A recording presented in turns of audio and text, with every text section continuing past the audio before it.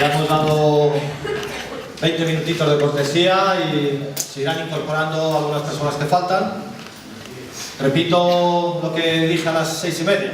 Buenas tardes a todas y a todos. Gracias por la paciencia que habéis mostrado. Espero que la música os haya amenizado un poquito esa espera. Ante todo, muchas gracias porque vosotros y vosotras sois los protagonistas del acto de hoy. Aquí hay otras personas protagonistas que van a hablar, pero fundamentalmente vosotras y vosotros sois los que importáis. Dar las gracias, aparte de a todas vosotras, a las compañeras y compañeros que van a hablar, que dirán un poco por encima no solo lo que entienden por lo que es Podemos, sino un poco algún análisis de la situación actual y de cómo afrontarla. Dar las gracias también, no sé si me estarán escuchando, a la gente, a los trabajadores, las trabajadoras del Centro Cultural que nos han prestado este espacio para que podamos hacer el acto. Dos recordatorios: hoy se ha iniciado por Podemos toda la campaña de las primarias, la votación online, etc. Entonces, el domingo instalaremos una mesa, probablemente donde hemos instalado en los viernes anteriores una mesita en la salida del centro comercial, que es un poco ahí el punto de reunión, donde más o menos todo el barrio se centra, ¿no? Y pues ahí la pondremos. Todavía no hemos hablado de hora, pero bueno, entendemos que el domingo pues a media mañana ahí estaremos con un pequeño centro de votación. Luego imagino que alguien seguramente detallará un poquito más en qué consiste y cómo es el proceso de las votaciones en Podemos, las votaciones internas. También deciros que tenemos unas hojas de recogida de datos para aquella persona pues, que le apetezca, le interese estar en contacto, recibir información e incluso, por supuesto, asistir a las asambleas que hacemos semanalmente en Podemos. Y bueno, pues dejáis un correo electrónico, teléfono, etcétera, lo que queráis. Si no es teléfono, pues correo electrónico, alguna forma de contacto, y aquí podéis hacerlo.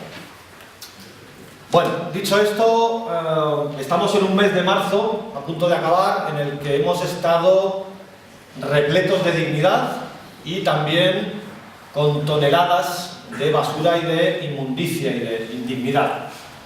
No obstante, a pesar de esas toneladas de inmundicia y de indignidad, pues la dignidad tiene un valor siempre superior y no lo ha conseguido cubrir. Pero eso no quiere decir que el ruido que haya hecho toda esa basura pues no nos haya aturdido en algunos momentos.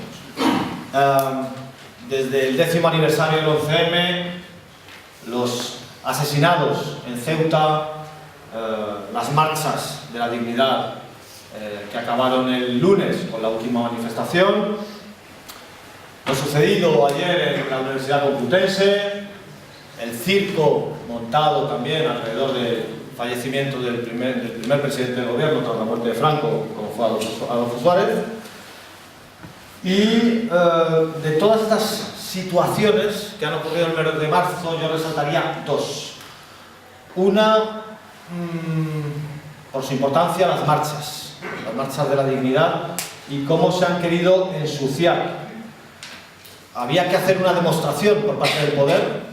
2 días antes de las marchas se encargaron de decir que éramos neonazis y por tanto había que demostrar que éramos neonazis. Una de mis hijas y yo fuimos testigos en la calle Génova cómo ese guión se cumplía en 3 actos. Un primer acto en el cual se descorren las vallas de toda la fortificación que tenían los antidisturbios en la calle Génova, introducen los Mandos y Cristina Cifuentes a 15 antidisturbios en medio de la manifestación en la esquina de Colón y Génova para buscar la provocación de 1 millón de personas, con la crispación obviamente muy alta, obviamente también con algunas personas que están de nuestro lado, pero que en algunas manifestaciones pues, van con procedimientos que no son los convenientes, pero en todo caso la maniobra estaba muy clara.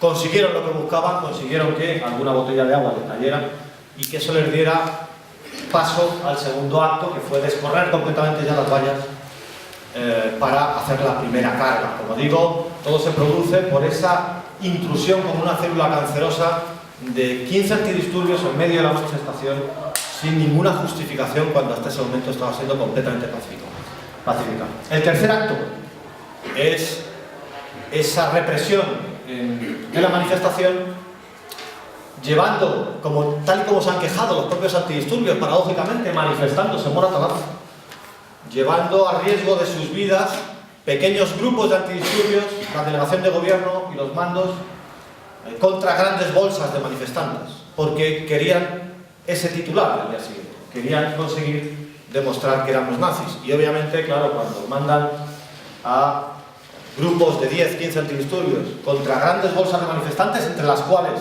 hay, como he dicho antes, participantes en esas manifestaciones que obviamente nosotros rechazamos, utilizando la violencia contra la policía, pero también provocadores de ellos, alimentando esa violencia, pues al final se ha conseguido lo que por primera vez, yo creo, en la historia de estos 40 años de democracia otorgada, tutelada, etcétera, haya más policías heridos que manifestantes. Es creíble, pero porque era un guión perfectamente establecido. Eso es un primer dato que quería resaltar, porque ahora, ¿qué hacer después de esta criminalización? Bueno, pues después de esta criminalización, tal como decía Julio Anguita en un artículo el lunes en el Diario Público, o incluso como decía el Inca Tupac Amaru, cuando el rey Borbón, antepasado del actual rey Borbón, le estaba desmembrando con 4 caballos, pues le dijo: aquí hoy matáis un hombre, pero volveré hecho millones. Bueno, pues de eso se trata, de volver hechos millones de nuevo. Ya no ser 1,5 millones, sino ser 2, ser 2,5, ser 3 millones de personas en las próximas marchas. Y habrá que trabajar muy duro para todo ello. Otro pequeño hecho que quería resaltar, eran 2 los que quería resaltar de toda esta marea de dignidad de este mes de marzo, es la despedida ayer en el crematorio de la Almudena de un amigo de mi familia, de un luchador antifranquista, de un preso político y de un escritor comunista como era Armando López Salinas.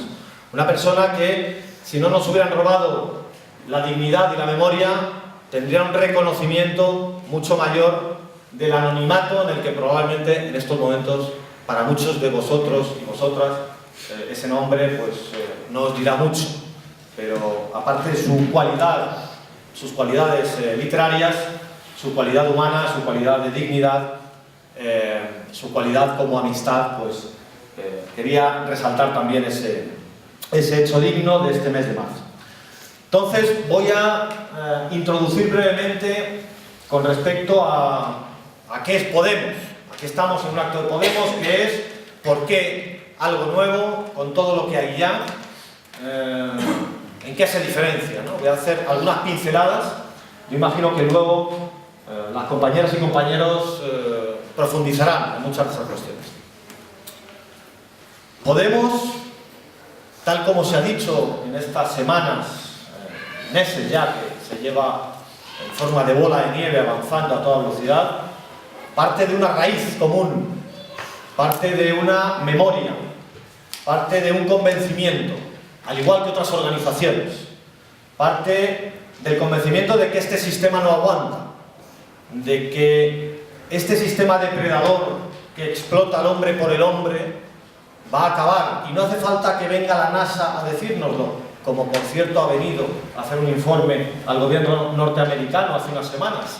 La NASA, que es capaz con su precisión matemática de situar una nave en un asteroide, ha sido capaz de decirle al gobierno norteamericano: oiga, esta civilización se va a derrumbar en las próximas décadas. Y se va a derrumbar por 2 cuestiones lógicas, que aparte de las matemáticas, y se le agradece a la NASA que nos lo diga, aparte de esas matemáticas, nosotros con nuestra lógica de calle y nuestra lógica de pueblo, no hacía mucha falta entender lo que era así. Y es que en un sistema finito como es el planeta Tierra, un sistema depredador como es este, explotador como es este, no tiene aguante ni tiene cabida. Por tanto, compartimos con el resto de organizaciones ese convencimiento de que este sistema capitalista está por finiquitar. Y como dice alguien que le gusta mucho al recién llegado Íñigo Rejón, un cantautor venezolano que se llama Gino González: el capitalismo acaba antes si por decisión colectiva lo abandonamos para siempre. Acabará de todas formas, pero si por decisión colectiva tomamos esa decisión cuanto antes acabará. Y por tanto tenemos que ir pensando cuál es la sociedad que queremos mañana. ¿Qué sistemas productivos, qué sistemas económicos, de comercio, de relaciones sociales, de relaciones internacionales? Eso tenemos que ir pensando ya, porque la nueva sociedad no aparecerá por el horizonte como un sol por la mañana amaneciendo. Tenemos que desde ya, y eso lo compartimos con otras organizaciones. Mientras tanto, ¿qué hacen las élites? Pues como hacían en la antigua Roma y como siguen haciendo hoy en día, hacer lo habitual. Cuando se estaba derrumbando el Imperio Romano, pues hacían lo habitual. Cuando María Antonieta le iban a cortar el cuello, pues hacía lo habitual y decía: ¿por qué esta gente, si no tiene para pan, pues que coma pasteles?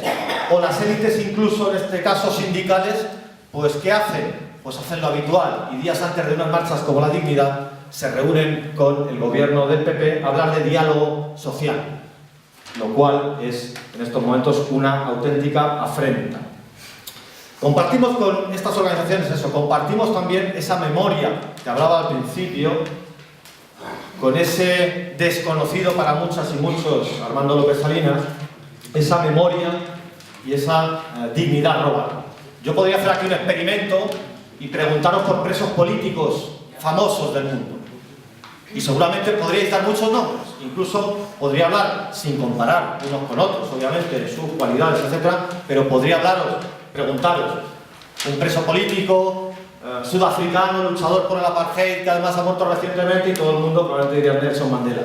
Y si yo os pregunto a todas y todos vosotros, ¿quién es el preso político que más años estuvo en el siglo XX? Por sus ideas políticas, no violentas, luchando contra el franquismo, pues probablemente ahí tendríamos un problema. Y es que casi nadie sabría contestar. Entonces, para quien quiera indagar, por cierto, no es, si alguien apunta a Marcos Sara, el poeta, no es él, y le daré alguna pista. ¿Qué no compartimos en estos momentos con otras organizaciones? Muros que hay que derribar. Es decir, el 15M lanzó, como dice el compañero Monedero, una gran pregunta al aire. Fue un mosaico de voces que planteaban que algo tenía que cambiar. Y lamentablemente algunas organizaciones de este país le dieron la espalda. Yo lo viví, estaba militando en una y vi con qué desprecio se le trataba a esos compañeros y compañeras que estaban en la Puerta del Sol. Y ese fue uno de los motivos por los cuales, tras 25 años, me fui de esa organización. Ese 15M al cual, por cierto, paseaba el compañero Armando López Salinas a diario y otros viejos comunistas, porque entendían que ahí había un germen de algo, ese 15M no ha sido entendido y sigue sin ser entendido. Ese 15M planteó muchas preguntas y entre ellas planteó una frase que a mí como que me dolió al principio y luego la entendí. No somos ni de izquierdas ni de derechas, somos los de abajo contra los de arriba. Bueno, pues ese planteamiento, junto con otros, es lo que nos separa, o diría, más que separar, los muros que hay que derribar con otras organizaciones. Si un programa como el del 15M lo apoyaba el 80% de la población, si estaba hecho por la ciudadanía, si un programa como el del Frente Cívico está apoyado por el 80% de la población, ¿por qué tenemos miedo a que la población sea la que diga en una organización quién tiene que estar arriba, quién tiene que estar abajo? ¿Por qué hay que hacer reuniones de madrugada dentro de una organización? Oye, ¿a quién ponemos el primero, a quién ponemos el último? ¿Por qué se puede participar en un programa electoral pero no en las listas de candidaturas? Bueno, pues todos esos planteamientos son los muros que hay que derribar y desde luego estoy seguro que antes o después confluiremos con esas organizaciones. Aquí acabo, yo creo que más o menos está dibujado qué es Podemos y a partir de ahora las compañeras y compañeros profundizarán en todo ello. Gracias a todos de nuevo, nuevamente por venir.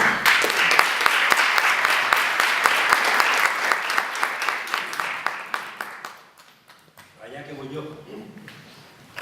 Bueno, pues, como diría Trillo, para mí es un placer estar aquí en Moratalá. Yo di clase aquí en Villalba. Dice, este Trillo siempre se equivoca. Yo, era un chiste, pero mal.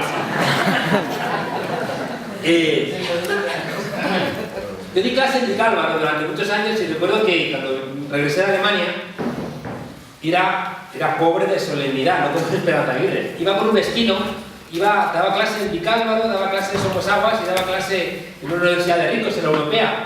Y apenas me llegaba para pagar el alquiler con las tres.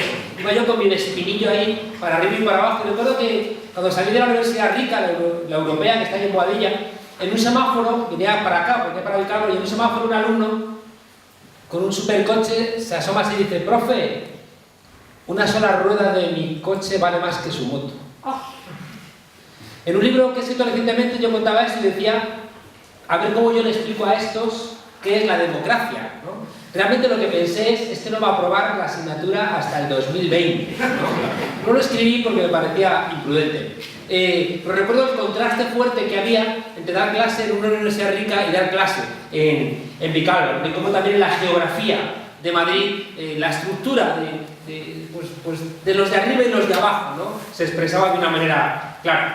Lo primero que hago es pedir disculpas porque me tengo que ir a hacer la tuerca, ¿no? Entonces, no crean que es ganas de huir.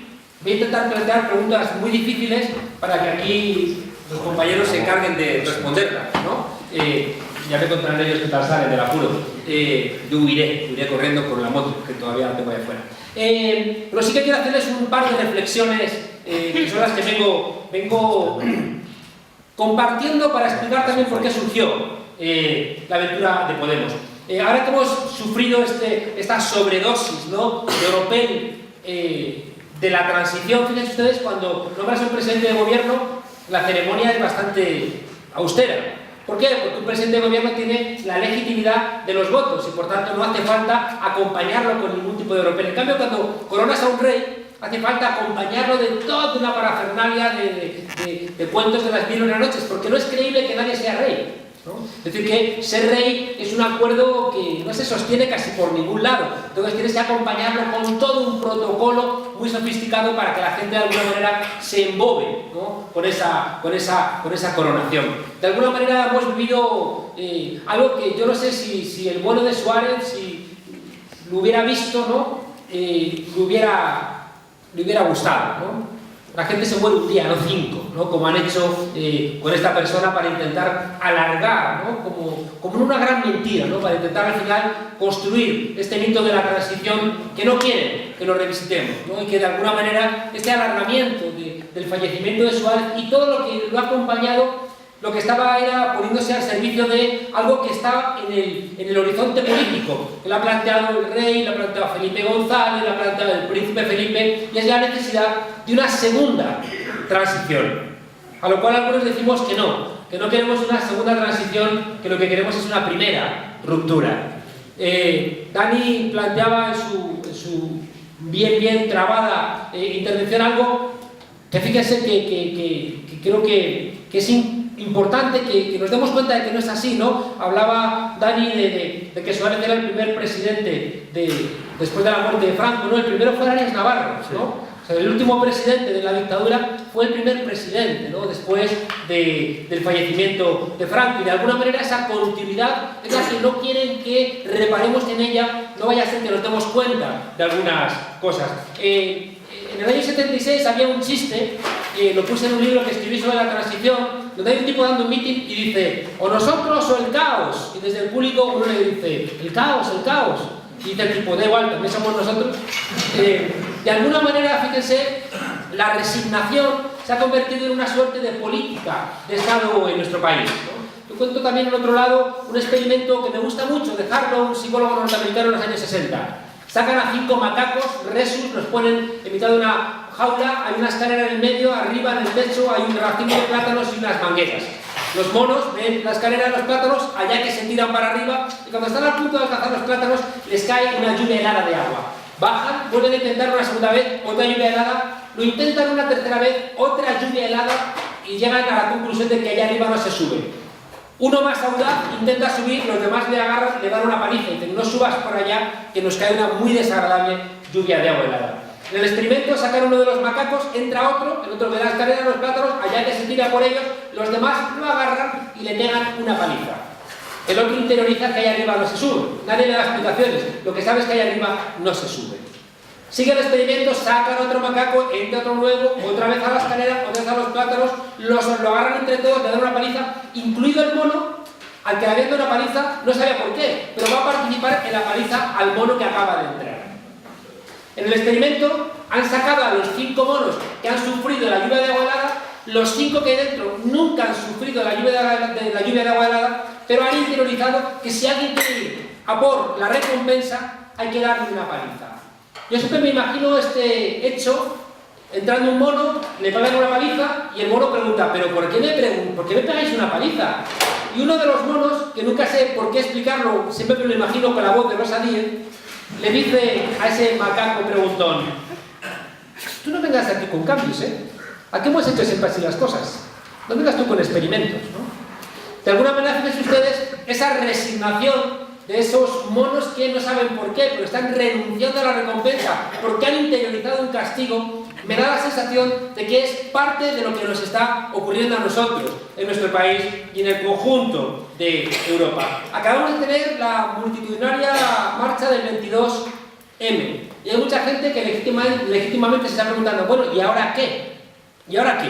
Porque hemos puesto, ¿qué? 1,5 millones de personas en la calle. Mucha gente dice que ha sido, midiendo los metros cuadrados y la cantidad de gente, que ha sido la manifestación más multitudinaria. Bueno, ¿y ahora qué? Porque parece que lo que ha quedado es simplemente los sucesos de violencia que, como bien planteaba Dani, qué curioso, siempre que hay una gran manifestación, siempre las intervenciones de la policía son entre 10 y 20 minutos antes del telediario de las 9. Siempre, ¿no? Donde al final la noticia no es la cantidad de gente protestando por los problemas que está causando este régimen, sino porque ha habido un conato de violencia que, si encima tiene la violencia desde el sábado, ahoga el hecho de que hay, ya digo, 1,5 millones de personas protestando. Por cierto, yo me preguntaba el otro día qué hubiera ocurrido el sábado por la noche si ese 500 000 de jóvenes que ya no tienen acceso ni a poder comer carne ni pescado todas las semanas, en vez de estar fuera de España, estuvieran aquí. ¿Qué hubieran hecho ese 500 000 de chavales si de repente protestan porque no ven ningún tipo de futuro y encima la policía les pega una paliza? Bueno, el rector de la Complutense, en una decisión que nos produce un profundo bochorno, llama a los antidisturbios para que entren en la universidad. ¿Saben ustedes por qué el rector ha llamado a los antidisturbios? Pues porque era una opción. Hace 10 años no era una opción que el rector de la Complutense pudiera llamar a los antidisturbios. Hoy es una opción y por eso lo ha llamado. La pregunta, por tanto, importante es ¿qué demonios ocurre para que una manifestación con 1,5 millones de personas no se traduzca de inmediato en algún tipo de reacción que permita vislumbrar el cambio del régimen? ¿O cómo es posible que otra vez los antidisturbios, como en el corazón de la agonía del franquismo, regresen otra vez a la universidad, como en aquellos aciagos años? Y eso es lo que intentamos explicar, ¿no? Miren, yo creo que esto no va por 3 razones. Maquiavelo plantea en El Príncipe que para que haya cambio social tiene que darse 3 circunstancias. Primero, las condiciones objetivas. Él dice que tiene que, si un río crece, tú no puedes evitar que el río crezca. Son las condiciones objetivas. Dice Maquiavelo que al lado de esas condiciones objetivas tiene que haber un actor virtuoso. Él dice que es el príncipe. El príncipe dice, vale, yo no puedo evitar que el río crezca, pero puedo poner un dique. Por tanto, ya tenemos 2 elementos. El primero lo llama fortuna, es decir, las cosas que pasan porque no pueden no pasar, porque son condiciones objetivas. La segunda condición son los actores que pueden tomar decisiones. Y el tercer elemento que dice Maquiavelo, que no se suele mencionar, él dice que Ciro, el rey Ciro, no hubiera podido liberar a los persas si los persas no hubieran sentido la necesidad de ser rescatados. Moisés no hubiera podido rescatar a los israelitas si no hubieran sentido la necesidad de ser rescatados. Por tanto, el tercer elemento es la conciencia de que estás necesitado de algo. Por tanto, fíjense, ya tenemos ahí una indicación. Para que haya un cambio social necesitamos que haya condiciones objetivas, que haya actores virtuosos con capacidad de enrumbar los cambios y que haya conciencia de que las cosas tienen que cambiar. En la Bolivia de los años 60 había condiciones objetivas, indígenas muriéndose de hambre, había actores políticos, pensemos que allí estaba el Che Guevara, pero los indígenas no sentían la necesidad de que nadie tuviera que ayudarles. Y va a morir el Che Guevara en la escuelita de la higuera con el pecho lleno de plomo. Bueno, en el nacimiento de Podemos nos hacemos esta reflexión. Hay condiciones objetivas. No vamos a relatar cómo está nuestro país porque nos entra una depresión de aquellas, ¿no? Pero 6 millones de parados, desahucios, chavales jóvenes marchándose, gente mirando los cubos de basura, niños desmayándose en las escuelas, los canallas enriqueciéndose, etcétera, etcétera, etcétera. Las desigualdades. Que a mí no saben ustedes lo que me enfada las desigualdades. ¿Saben por qué? Porque a veces enfrentamos las desigualdades como ¡ay, qué injusto!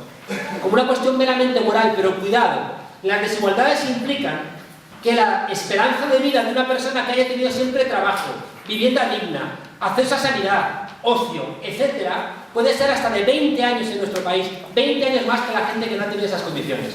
Es decir, que en nuestro país las desigualdades implican que hay gente que cuando cumple 65 o 70 años los estamos poniendo frente a un paredón y los estamos ejecutando. Mientras que la gente que ya digo tiene siempre vivienda, las medicinas que necesita, el descanso que precisa, el ocio que requiera y no tiene problemas en la cabeza constantemente, esa gente vive muchos más años. Y por tanto las desigualdades en nuestro país están rompiendo el contrato social.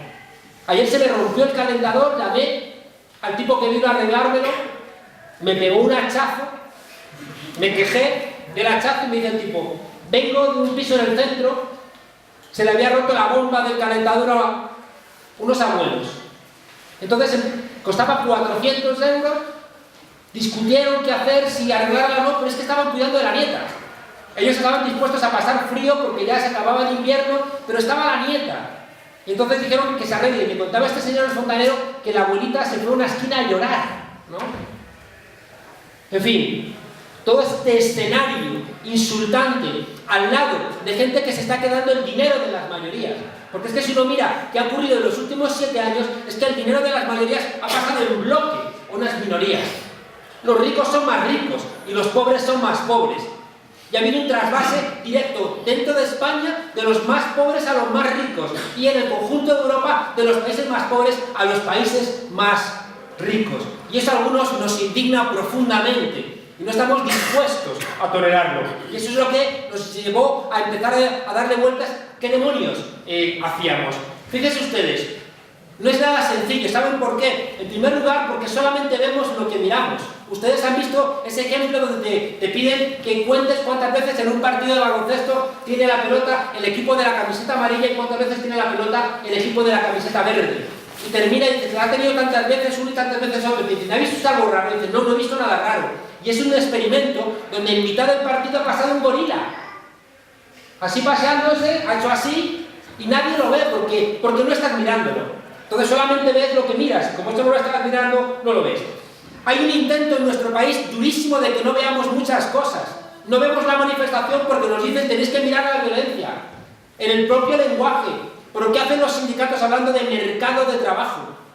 ¿Qué pasa? 100 años peleando para decir que no somos una mercancía y en cambio asumimos el lenguaje de ellos. Y hablamos de mercado de trabajo y en vez de hablar de trabajo basura, hablamos de mini job. Que parece tan agradable que te dan ganas de pedir 3 que te devuelvan otro para llevarte para casa. Te hablan de crecimiento cero. Oiga, pero si es crecimiento, ¿cómo va a ser cero?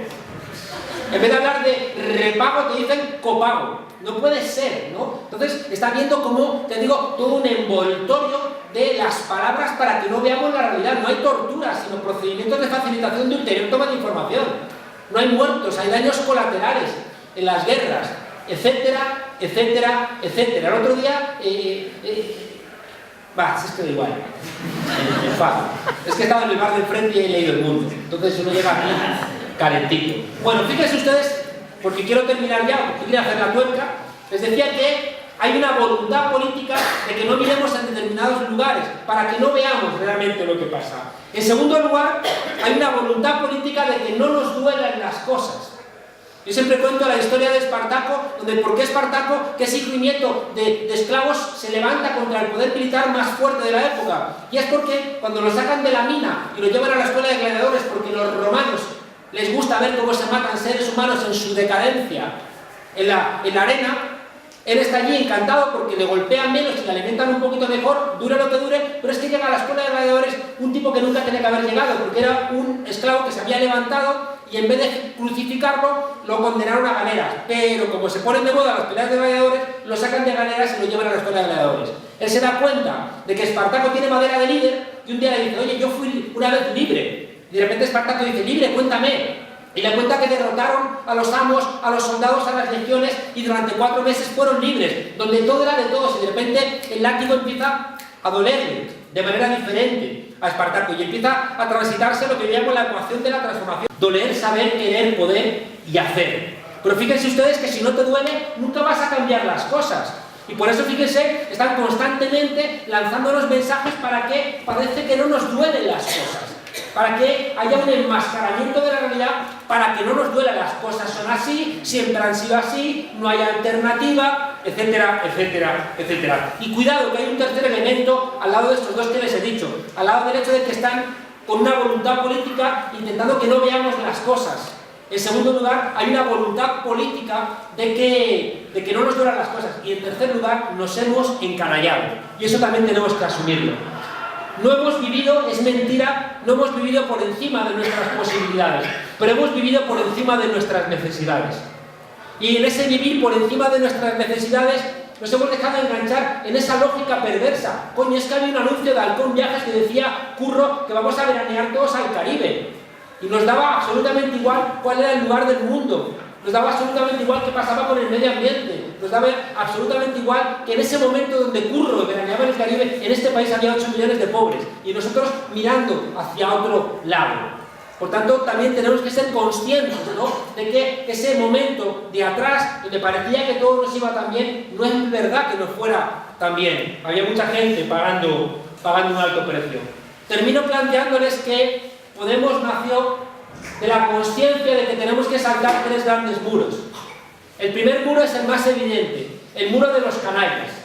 Estamos en un momento histórico donde los canallas están envalentonados y la gente decente está perpleja. Los canallas es que el otro día se descubre por enésima vez que el marido de la Cospedal anda en negocios turbios, ¿no? Y resulta que el que hace la Cospedal, como era la conferencia política del Partido Popular, nos sienta en primera fila, diciendo, ¿qué pasa? ¿No? Si soy la más chula. Yo contaba el otro día que estuve en 4 con Francisco Granados, este senador del Partido Popular. Y yo casi siempre que me invitan a un sitio, como casi siempre solamente me invitan una vez, pues digo ahí lo que pienso, ¿no? Entonces, claro, este señor era el responsable del Tamayazo, de la comisión del Tamayazo, ¿no? Era el responsable de investigar por qué demonios en la Comunidad de Madrid había ganado el PSOE y Izquierda Unida y de repente el día de la votación hay 2 diputados del Partido Socialista que desaparecen. Luego los vimos aparecer en conversaciones con Esperanza Aguirre, porque de ahí nace Esperanza Aguirre, ¿eh? De ese fracaso es donde emerge el poder de Esperanza Aguirre. Bueno, pues este señor fue el responsable de la investigación y claro, ¿qué concluyó? Pues nada. Que no había pasado nada de nada. Bueno, pues yo voy a 4 con este señor y digo, coño, qué buena suerte poder partirte la boca con este sinvergüenza, ¿no? Y me miré su biografía y claro, les invito a que vayan ustedes a Wikipedia y vean la biografía de este señor. Y yo le dije, mire, señor Granados, que mire su biografía y me parece que estaba viendo un capítulo de Los Sopranos o una página de El Padrino. Y va el tipo y dice, ¡ja, ja, ja, ja! ¿Cómo soy los radicales? Claro. Yo ahí luego entendí que, claro, cuando nos enteramos que este señor tiene $1,5 millones en Suiza, que ni se acuerda, así está muy relajado. Claro, no como los abuelos que no tienen 400 euros para arreglar el calentador para que la nieta no pase frío. Claro, esta gente, con todo el dinero que tiene y la impunidad que tienen, pues está muy relajaditos. Por tanto, fíjense ustedes, primer obstáculo que tenemos que saltar desde Podemos, todos esos canallas, que son los políticos corruptos, son los empresarios que los corrompen, son los empresarios que no pagan impuestos, son los empresarios que tiran un billete de 50 euros para que los trabajadores se peleen a ver quién la gana para conseguir un puesto de trabajo. Son esos empresarios sinvergüenzas que estas navidades, con la cesta de Navidad, sorteaban un puesto de trabajo, como si fuéramos otra vez la España de los santos inocentes. Son los jueces tramposos, corruptos, vendidos, o también los jueces cobardes que no hacen su trabajo. Son los medios de comunicación mercenarios, no que callan. A mí me da mucha tristeza verlo de Canal Nou en Valencia. Hay un dicho que dice Galicia que es tarde piaste pajarito. O sea, aguantaron como bueno, traicionando su propia profesión durante años, impidiendo que se informase sobre las barbaridades que hacían en la Generalitat, esa cuerda de sinvergüenzas y mafiosos, y al final, pese a todo, les cierran. Y ya entonces graban un vídeo delante del metro: aquí tenemos que haber informado que hubo una negligencia, o delante del del juzgado de Valencia: desde aquí tenemos que haber informado que Camps entró, haberlo hecho en vuestro tiempo, ¿no? Otra vez repetimos lo de a ver si los demás hacen por nosotros el trabajo. Por tanto, fíjense ustedes, para saltar ese primer obstáculo tenemos un lema muy clarito: el miedo tiene que cambiar de bando. Y eso no significa violencia, no. Eso significa que ellos tengan miedo. Fíjense que somos el país con menor índice de violencia de toda Europa, y en cambio somos el país con más población en la cárcel. Y pese a todo, hacen la ley esta mordaza para que cualquier tipo de manifestación se convierta en un delito. Y esta mañana estos sinvergüenzas dicen que van a todavía a endurecer más la ley para que prácticamente este acto también pase a ser ya un delito. Necesitamos que el miedo cambie de bando. ¿Saben por qué? Porque cuando nuestro compañero Sánchez Gordillo y Cañamero expropia 4 carritos con 200 euros de lentejas, de garbanzos y de azúcar y de aceite, parece que se hundía la civilización occidental. Parece que se hundía todo. ¿Saben por qué? Porque ahí sintieron el miedo. Ese es el miedo que tiene que cambiar de bando. No liarnos a patadas con un pobre diablo policía, por muy bestia que sea y por muy antidisturbios que sea. Tenemos que ser capaces de entender que ellos tienen que tenernos miedo. Porque cuando ellos tengan miedo, dejaremos de ver este escenario de impunidad que ellos mantienen. El segundo gran obstáculo que nos hemos planteado en Podemos, que es muy complicado, es saltar a la mayoría silenciosa. Este país, una parte importante, pese a todo lo que está ocurriendo, sigue teniendo en su cabeza solamente el bipartidismo. Es incapaz de salir. El otro día, en un acto con Pablo Iglesias, en Jerez, una chica se levantó llorando, diciendo: todo lo que decís lo entiendo, pero ¿qué hago? Pero es que yo siempre he votado al PSOE por el voto útil, y yo quiero votaros a vosotros, pero no sirve para nada, porque el voto útil, y la mujer echa un jaleo y llorando, ¿no? Por cómo había interiorizado que no hay vida más allá de la Coca-Cola y de la Pepsi-Cola. La mayoría silenciosa es una expresión de Nixon, que decía que vale, hay 4 perroflautas protestando contra la guerra de Vietnam, pero el pueblo está en su casa, la mayoría silenciosa está en su casa, y de ahí lo saca Rajoy. Tenemos que entender que esa mayoría silenciosa forma parte de ese 80% de gente que estaba de acuerdo con las propuestas del 15M, y que esa mayoría silenciosa configura ese 90% de gente que está sufriendo los embates de esta estafa que llaman crisis. Tenemos que entender que esa mayoría silenciosa es rehén de un estado de cosas muy sutil, de un mundo que se ha mercantilizado, que todos son mercancías, todos nosotros somos mercancías, somos incapaces de ver el mundo al margen de su mercantilización. Es una mercancía: comer, habitar, beber, divertirnos, el ocio, el sexo, todo es una mercancía. El lenguaje. El otro día escuchaba a uno decir, tenía relaciones de pareja y decía: coño, es que he invertido mucho en mi pareja. Dices: coño, ¿no has probado a quererla? Hasta en nuestro propio lenguaje se va metiendo la mercantilización. Y fíjense, cuando algo no es rentable, no vale. Ah, que la universidad no es rentable, la cerramos. Ah, que esta línea de tren no es rentable, la cerramos. Ah, que los abuelos no son rentables, los cerramos, ¿no? El chiste del roto: asilo, por favor sean breves, ¿no? Es decir, me quedan 5 minutos. Bien, la mayoría silenciosa, fíjense ustedes, es rehén de un mundo donde no hay salidas fuera de lo mercantil. Y tenemos miedo. Por eso los canallas están tan envalentonados. Porque si todo se puede comprar, si tienes dinero, eres un dios. En cambio, la gente decente no quiere que le pisen, pero no quiere pisar a los demás. Y por eso andamos siempre con esta complejidad. En cambio, estos canallas andan crecidos. Si es que si tienes dinero, eres más poderoso que un rey del siglo XVIII. La mayoría silenciosa tiene miedo por la mercantilización del mundo. La mayoría silenciosa tiene miedo por la precarización laboral de nuestro mundo. Si es que cualquier pequeño fallo te regresa a la casilla de salida. Si da igual ya que estudies una carrera, 2, un máster, tienes que ir. O estás a merced de que te paguen un trabajo basura. Cualquier error te deja fuera del sistema. Hay gente que se opera por ser más empleable. Y los empresarios lo saben y nos ofrecen basura. Y cuelgan anuncios que les tendría que dar vergüenza. Pero estamos en esa mayoría silenciosa interiorizando que si no tenemos empleo es por nuestra culpa, por no haber estudiado chino mandarín en Baoban, internet, a las 5 de la madrugada. Y la mayoría silenciosa tiene miedo porque está desconectada En la sociedad de la información están desconectados, viven en su pequeño mundito, no saben de dónde vienen las cosas, creen que la leche viene del Tetrabric y la luz viene de la manija. No se preguntan de dónde vienen las cosas, se toman una Coca-Cola y no se preguntan que cómo es posible que una empresa que está forrándose de dinero despide a trabajadores. Vivimos en una desconexión que afecta a no saber quién es el que vive arriba.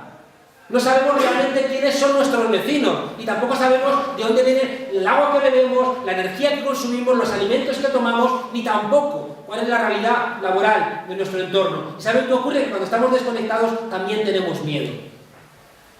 Les he dicho que contra los malos el miedo tiene que cambiar de bando. Contra la mayoría silenciosa tenemos que construir un relato diferente y tenemos que hacer una cosa en la cual Podemos ha demostrado su éxito. Tenemos que emocionar a la gente. ¿Saben por qué? Porque esa promesa capitalista de que si tienes éxito vas a ser un dios, ¿con qué la cambiamos? ¿A golpes? ¿Regañando? ¿Enfadándonos? No. Le vamos a cambiar emocionando a la gente de una manera diferente. Eso lo hemos aprendido en América Latina. Tú rompes la inercia de esa hegemonía, de ese sentido común mercantil, donde lo único que te queda en la vida es eso, es comprarte cosas o, si todavía no lo ves claro, leerte un libro de autoayuda.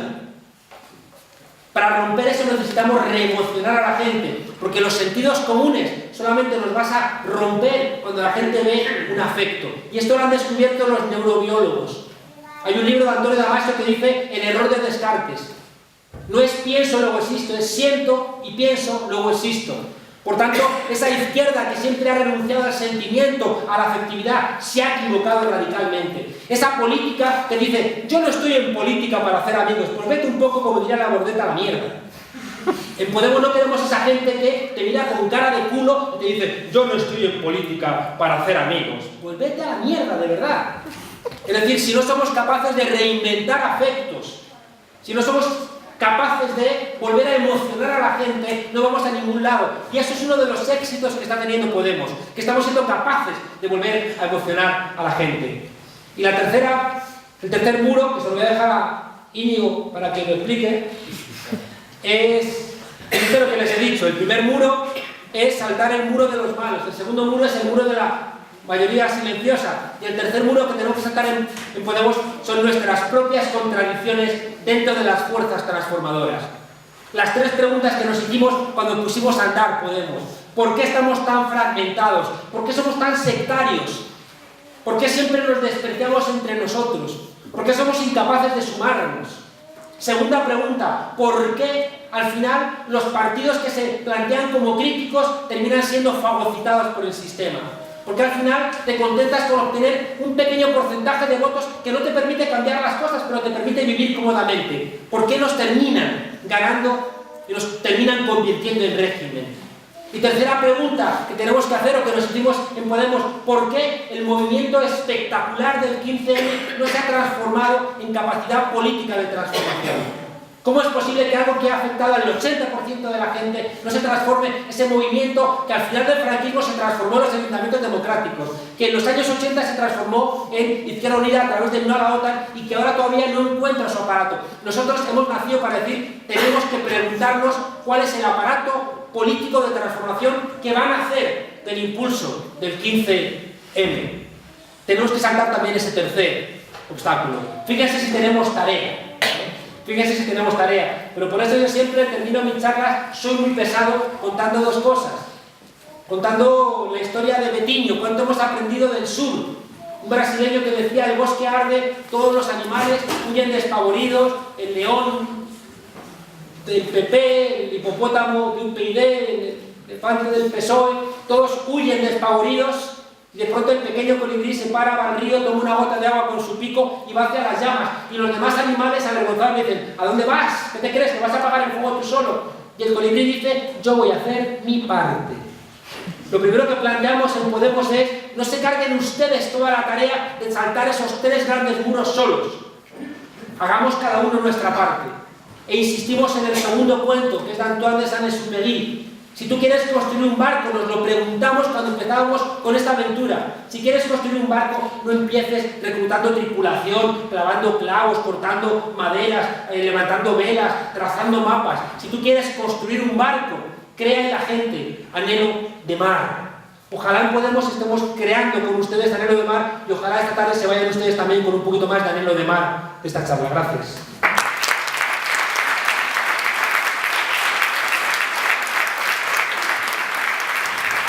Perdón.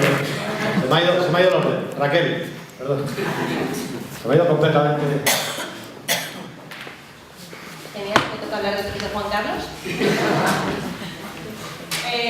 Bueno, buenas tardes y primero dar las gracias al Instituto de Educador por haber organizado esto y sentimos haber llegado tarde. A mí en el cartel se me presenta como activista del movimiento estudiantil y aunque es cierto que participo en el movimiento estudiantil, creo que una de las cosas que son maravillosas de Podemos es que da igual que yo hubiera sido o no hubiera sido activista del movimiento estudiantil, porque en Podemos cabe todo el mundo. Para estar en Podemos no hace falta tener el carnet de ningún partido, no hace falta tener un currículum militante, sino que simplemente hace falta tener ganas de querer aportar tu granito de arena. Entonces sí, soy activista del movimiento estudiantil, pero da igual. En Podemos, como he dicho, cada uno hace un poco lo que puede. Si te apetece participar en Podemos, hay gente que simplemente comparte nuestras publicaciones en las redes sociales y eso ayuda a llegar más lejos. O se encuentra a su vecino comprando el pan y le cuentan que es esto de Podemos y eso nos ayuda a llegar más lejos. Hay gente que tiene aún más de tiempo y se organiza en los círculos y organiza actos como este y es genial también. Hay gente que se pasa nada más que de vez en cuando porque tiene otras muchas cosas que hacer. Y lo que quiero decir con esto es que todas estas aportaciones son importantes. Otra de las aportaciones fundamentales que hemos empezado hoy, además, son las primarias, que si no habéis participado todavía os invito a participar. Hay más de 150 candidatos, o 150 candidatos más o menos, que son gente normal, que se ha presentado a las primarias y que está bien que podamos decirlos entre todos. Os voy a contar un poco quién soy yo y qué es lo que a mí me ha traído a Podemos. Yo, como he dicho, me llamo Raquel, tengo 26 años y estoy estudiando un máster de comunicación. Sigue en políticas y ahora estoy estudiando un máster. El máster que yo estoy haciendo en el curso 2011-2012 costaba 1.500 euros, eso fue hace 2 años y el año pasado, que es el año en el que yo entré, pasó a costar 4.000 euros. Esto provocó que yo no pudiera estudiarlo en un año y me lo haya tenido que hacer en 2 porque necesito trabajar para poder pagar mi máster. 4.000 euros es un montón de euros y yo no podía pedirle a mis padres que me pagaran 4.000 euros de máster. Para más Inri estoy pagando 4.000 euros por un máster que ni siquiera lo vale, porque estoy en un máster donde los profesores me pasan lista como si estuvieran en el colegio o se dedican a hacer tutorías colectivas para evitar tener que quedarse después a atender al alumno. El año pasado pude estudiar el máster, la primera parte del máster con la beca, pero en una de las geniales ideas a las que el ministro de Educación nos tiene acostumbrados, decidió cambiar los requisitos para acceder a una beca y me quedé sin él. Lo que significa que los 4 últimos años que yo estoy trabajando y estaba ahorrando, me los estoy gastando fundamentalmente en pagar el máster.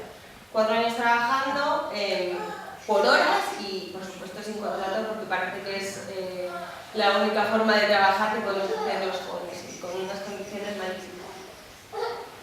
Y obviamente esto a nuestro ministro de Educación le da bastante igual. Le da bastante igual porque ni a él ni a su familia sabrá nunca lo que es necesitar una beca para estudiar o lo que es tener que compatibilizar un trabajo y unos estudios para poder pagarte la carrera. Este año acabo el máster, acabo mi vida universitaria y tengo que salir al mercado de trabajo. Mercado de trabajo con un 57% de paro juvenil y me voy a tener que enfrentar al gran chantaje que supone tener que elegir entre estar parada, aceptar un trabajo precario o tener que hacer la maleta e irme. Y me temo que me va a tocar hacer la maleta y marcharme de mi país.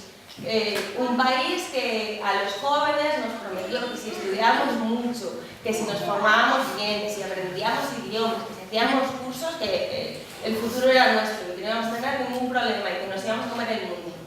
Y parece que somos la generación, dicen que somos la generación más preparada del mundo, pero parece que vamos a ser la generación que va a tener fundamentalmente 3 salidas, que es irse aquí, por mar, por tierra o por aire.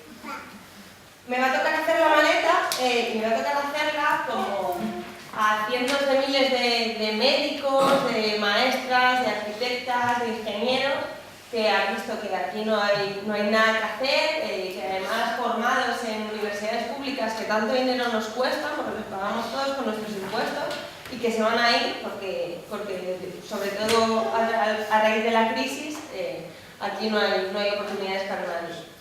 Pero como digo, esto también a nuestros políticos les da lo mismo, porque ellos están ahí solamente dedicándose a enchufar a sus familias, que tendrán currículos seguramente mucho peores que los nuestros, pero a quien nos echan es a nosotros, porque no nos vamos, a nosotros nos están echando.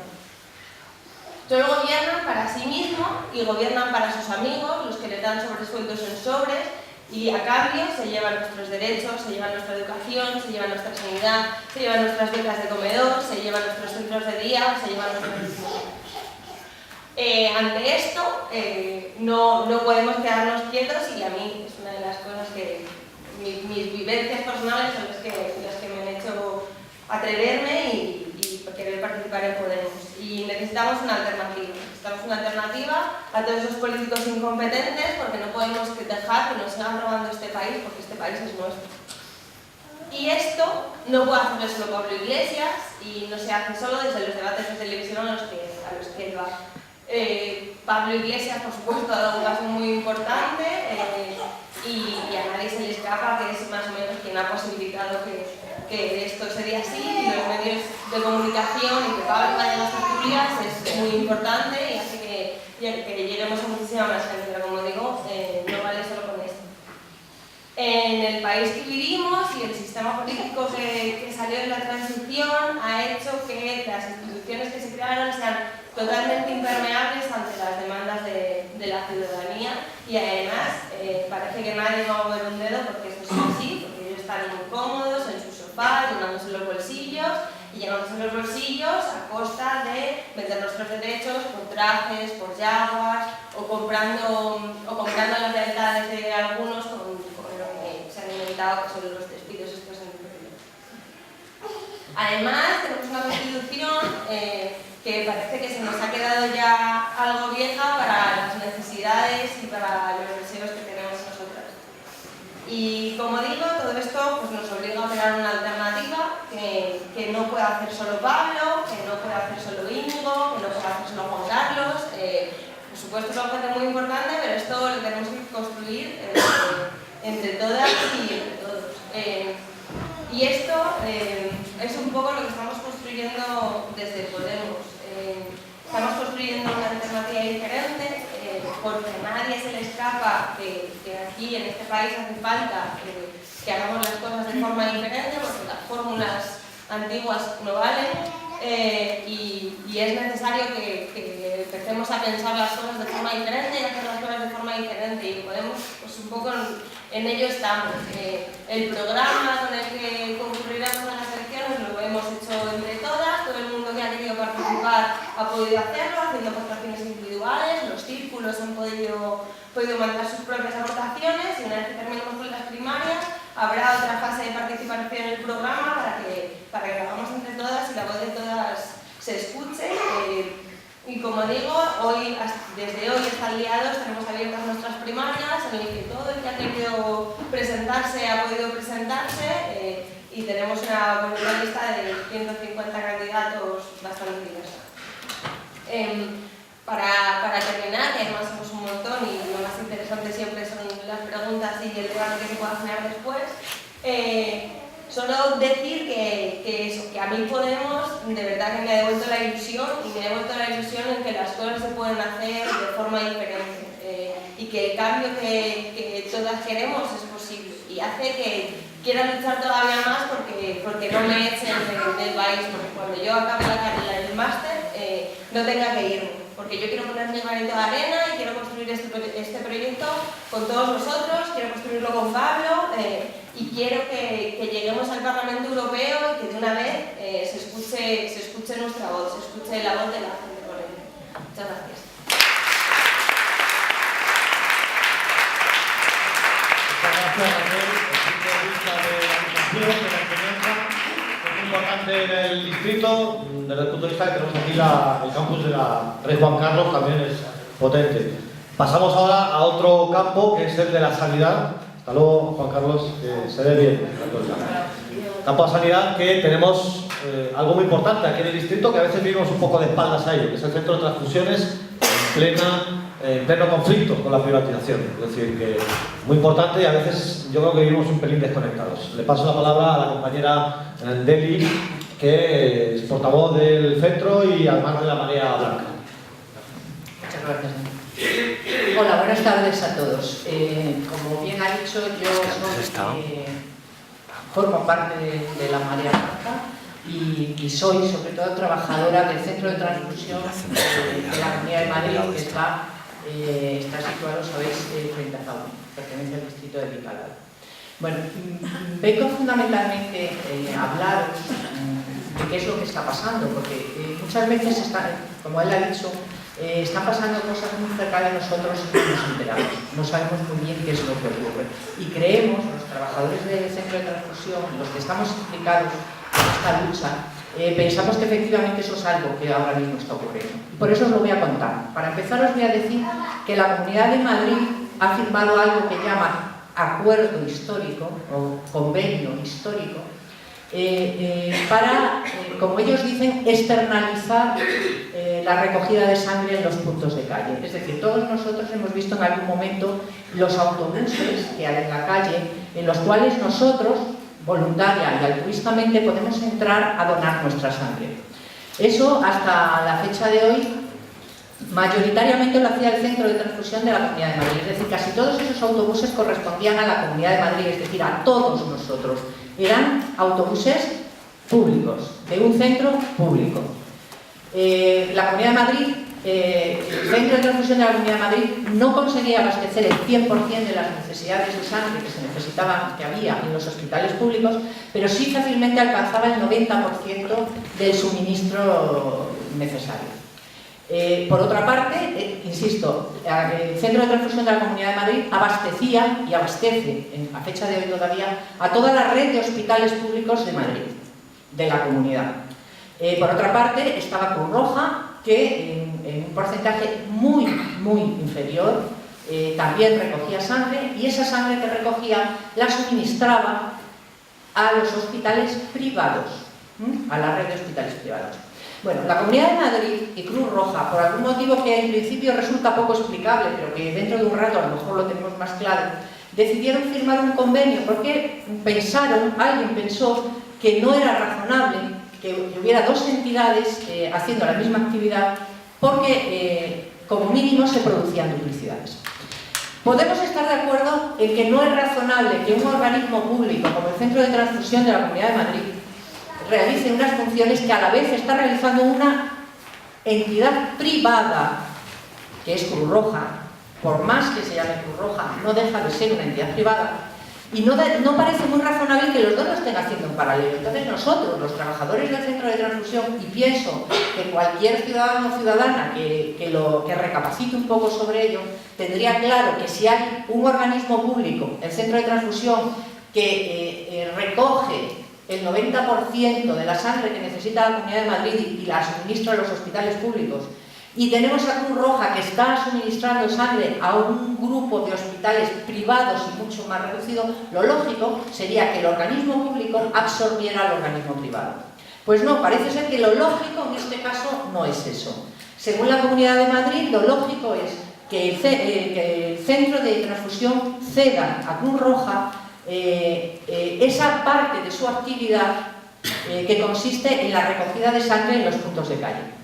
Si miramos el diccionario de la Real Academia, veremos que cuando una actividad pública pasa a ser realizada por una entidad privada, la palabra que lo define es privatización, por más que intenten llamarlo de otra manera.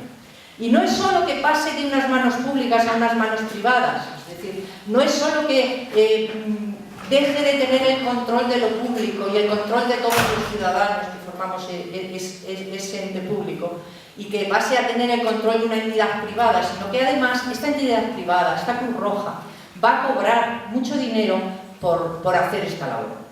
Es decir, yo como donante subo a un autobús que desde el 1 de marzo, que entró en vigor este convenio, la mayoría de los autobuses ahora son de Cruz Roja, por tanto yo subo a un autobús, a mí me sacan la sangre, no recibo nada a cambio, porque la sangre no se puede vender, no se puede comercializar con la sangre en España, es ilegal. Yo, si la quiero donar, lo hago altruistamente a cambio de nada. Pues yo dono mi sangre, me sacan una bolsa, y por esa bolsa Cruz Roja va a cobrar 67 euros. Por esa sangre tal cual me la han quitado, sin procesar, porque el procesamiento posterior de la sangre corre a cargo del centro de transfusión.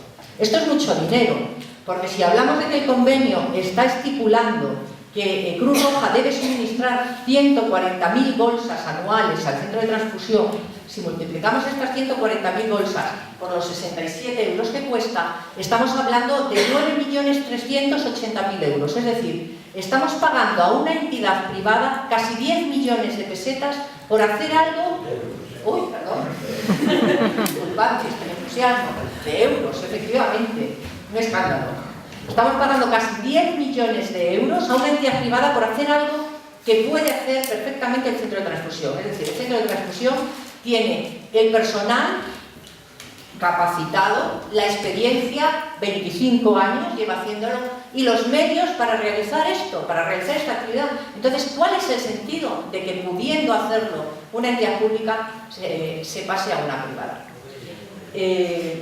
Dinero, efectivamente, porque es que no estamos hablando solo de esos casi 10 millones de euros, es que a Cruz Roja se le da más. Las unidades móviles, es decir, los autobuses que se utilizan para realizar estas extracciones de sangre, se le han cedido gratuitamente a Cruz Roja. El día 1 de marzo ya se ha llevado a la mitad, se ha llevado 3 autobuses y una furgoneta, totalmente equipados con todo lo que hay en su interior. Hablamos de camillas, biocos, desfibriladores, cualquier cosa que hubiera en ese autobús que se necesite para realizar estas extracciones de sangre. Eso no lo hemos valorado, porque no es valorable, no con la información que los trabajadores del centro de transfusión tenemos. Pero lo que sí hemos valorado es otra cosa que también se le da a Cruz Roja, que también se le regala, es decir, todo el material fungible que necesita para extraer la sangre. Es decir, cuando a mí me extraen mi sangre como donante, esa sangre la introducen en unas bolsas, además hay unos filtros, las bolsas tienen unos filtros, hay una serie de tubos, hay una serie de elementos de un solo uso que se utilizan en este proceso de la extracción de sangre. Es lo que llamamos material fungible. Este convenio establece que se le regala, que el centro de transfusión compra y le regala a Cruz Roja todo este material que necesita. Traducido en dinero, estamos hablando de aproximadamente 1.700.000 euros más cada año. Es decir, estamos hablando de una cantidad enorme de dinero, 9.380.000 euros, más 1.700.000, más todo lo que han costado los autobuses, que de momento se ha llevado la mitad, pero en diciembre se lleva la otra mitad. Todo esto supone una cantidad de dinero que se está gastando innecesariamente, porque insistimos en que esa actividad que está realizando Cruz Roja, hasta la fecha la estaba realizando el centro de transfusión, sin este coste añadido, sin tener que pagar estos 10 millones, con lo cual es un convenio absurdo. Y no solo es absurdo, sino que se ha buscado una fórmula que de alguna manera evite o se salte la fórmula legal, que es con la que la administración habitualmente funciona, que es la del concurso público. Es decir, si Cruz Roja está capacitado para obtener esta sangre, para hacer estas extracciones de sangre, seguro que hay otras entidades que podían haber concursado también y optar a llevarse ese servicio. Puestos a privatizar, vamos a dar opción a distintas empresas, como se hizo en el caso de los hospitales. Pues que ni siquiera lo han hecho así, porque para no tener que dárselo, para que no exista el riesgo de tener que dárselo a otro y dárselo precisamente a Cruz Roja y a nadie más que a Cruz Roja, se ha hecho un convenio sin concurso público por el que se le ha adjudicado directamente. Cruz Roja últimamente nos está atacando bastante a los trabajadores del centro de transfusión, está diciendo que estamos mintiendo y que no es verdad esto que estamos diciendo. Pero lo cierto es que se está teniendo unos privilegios respecto a la administración que ninguna otra empresa, ninguna otra entidad pública privada tiene. Por ejemplo, hay una cosa muy llamativa en este convenio, y es que a Cruz Roja se le van a pagar esos 9.380.000 euros, se le van a pagar en cómodas mensualidades. Es decir, cualquier empresa privada que trabaje con la administración cobrará 30, 60 o 90 días después, más bien 90 o incluso más, porque todos sabemos que la administración está mal de fondos y entonces los pagos se retrasan. Pero en el caso de Cruz Roja se va a hacer de otra manera, es decir, se le va a pagar cada mes los 9.380.000 euros que se le van a dar cada año, se dividen en 12 y cada mes se le va a pagar el 95% de esa 12ª parte. Ese 5% restante se va a ajustar en el primer trimestre del año siguiente. ¿Por qué este privilegio para Cruz Roja? ¿Por qué se hace un convenio específico para ellos sin que nadie más pueda concursar? Que pensamos que no era necesario, porque lo podía hacer el centro de transfusión, pero puestos a hacerlo porque no han seguido el procedimiento establecido, el procedimiento legal. ¿Por qué estas deferencias hacia Cruz Roja? Evidentemente tiene una explicación, y esa explicación la aportó de alguna manera la propia portavoz de Cruz Roja. El día 28 de febrero, en una emisión radiofónica, ella misma, Carmen Martín, admitió que Cruz Roja ha dejado una parte de su actividad en el ámbito de la sanidad y que esa actividad que ha dejado le reportaba aproximadamente unos 10 millones de euros cada año. Al dejar esa actividad, la Comunidad de Madrid parece ser que los tiene que compensar para que puedan obtener por otra parte ese dinero. ¿De qué actividad sanitaria estaba hablando la portavoz de Cruz Roja? Pues muy probablemente, aunque ella no lo mencionó, pero muy probablemente estábamos hablando de lo que yo considero que es la base del problema. Es decir, Cruz Roja suministraba hasta el día 31 de diciembre del año pasado a los hospitales privados, pero una cadena muy importante de hospitales privados, los Hospitales Madrid, que era su principal cliente, decidieron que no querían seguir trabajando con Cruz Roja.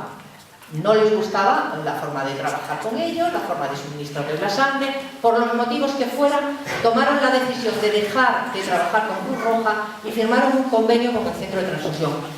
Cruz Roja en este momento perdió su cliente más importante y pasó a ser de un organismo público, con lo cual a partir de ahí surgió la necesidad de compensar a Cruz Roja por ese dinero que estaba perdiendo. O sea, es simplemente compensarla, mantener su estructura a costa de nuestros impuestos y a costa de toda la ciudadanía, que somos los que lo estamos pagando. No tiene sentido porque, entre otras cosas, en el año 88 se legisló para que solo el centro de transfusión de la Comunidad de Madrid recogiera la sangre, la procesara y la distribuyera. En ese momento, a pesar de que había legislación al respecto, Cruz Roja se quedó al margen y siguió funcionando en paralelo. La solución no hubiera sido firmar este convenio. Al contrario, hubiera sido que se cumpliera ese Real Decreto, que se hiciera como en el resto de las comunidades autónomas se ha hecho, y que el centro de transfusión, que es un organismo público, absorbiera a Cruz Roja, y Cruz Roja dejara de realizar como tal esas funciones. Esa tarea que está realizando Cruz Roja la tenía que realizar el organismo público, porque, entre otras cosas, en el Código de Conducta de Cruz Roja se establece que nunca deberá intervenir allí donde una institución pública esté actuando. Debe ser colaboradora, no interferir, que es justo lo que está haciendo. Está interfiriendo en una actividad que realiza un organismo público sin pararse a pensar en que con ello está deteriorando un sistema público, un servicio público que está funcionando al 100% con una calidad absoluta y que con ello además se ha puesto en riesgo el trabajo, los puestos de trabajo de 130 trabajadores del centro de transfusión. Afortunadamente esto finalmente no ha ocurrido y al menos hasta el mes de diciembre nos han garantizado todos los puestos de trabajo. Pero parece ser que no le ha importado ni estar interviniendo, interfiriendo y contribuyendo a deteriorar un servicio público, ni destruir 130 puestos de trabajo para obtener esa compensación que no es la única que recibe, puesto que del Estado recibe grandes subvenciones. Recientemente ha recibido 42 millones de euros en subvenciones, con lo cual entendemos que esto es un problema económico de Cruz Roja que se ha querido resolver de esta manera, a costa de la sangre y del dinero de los impuestos de todos los ciudadanos. Muchas gracias. Muchas gracias, por este papel tan desagradable que estoy viendo. La mejor definición del vampirismo, yo creo que la acaban de dar tanto en la educación como en la sanidad. Y ahora nos van a dar un poco la visión desde el punto de vista del barrio, de lo que es el distrito de Vicálvaro, pues dos dos personas del Círculo Vicálvaro, como son Javi y Nadia. Hola, buenas tardes. Bueno, pues como bien dice Dani, vamos a intentar, tanto Nadia como yo, dar una visión un poco más cercana a lo que nos ocurre. Y bueno, yo al menos personalmente, en el activismo político, social, empecé sobre todo después del 15M al menos a ser más, de una lucha más estable, más constante. Y lo que más me interesa a mí de esta militancia o de este activismo sobre todo es el pensar por qué hay gente a la que cuando el sistema les roba el dinero, les roba los derechos y les está robando en definitiva todo, siguen en sus casas sin actuar, sin salir a la calle y encontrarse con el resto, ¿no? Quizá tendremos que intentar saber analizar que hay momentos históricos, y estamos en uno de ellos, en los que nuestra actividad o nuestra pasividad nos convierte en cómplices de lo que está pasando o en parte de la solución, en parte de la resistencia contra lo que nos pasa, ¿no? Muchas veces no llegamos a esas conclusiones porque nos ponemos a leer análisis súper complejos o los intentamos hacer complejos. Y yo, por ejemplo, mirando a los niños, a mis sobrinos, te das cuenta que ellos, sus análisis son muy simples. Ellos a todo, da igual lo que digan, a todos ellos te contestan con un porqué. Y lo triste es que a ese porqué le puedes responder con otra respuesta muy bien argumentada y te responderán otra vez un porqué. Entonces muchas veces, si eso lo llevamos a nuestra vida cotidiana, este sistema al final te das cuenta que si llevas al extremo ese porqué, te das cuenta que nos están dividiendo entre gente decente y gente sin vergüenza. O sea, como diría Drácula, en gente digna y en gente criminales.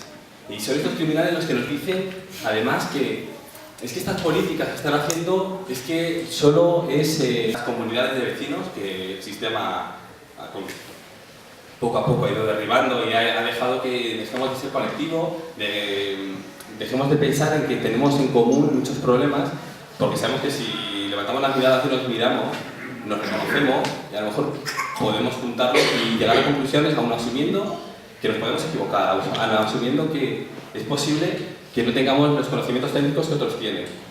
Pero somos muchos y la inteligencia colectiva a veces genera mucha más inteligencia que la inteligencia técnica que nos quieren vender como científica cuando ya sabemos que en la sociología, en política, el análisis científico es relativo.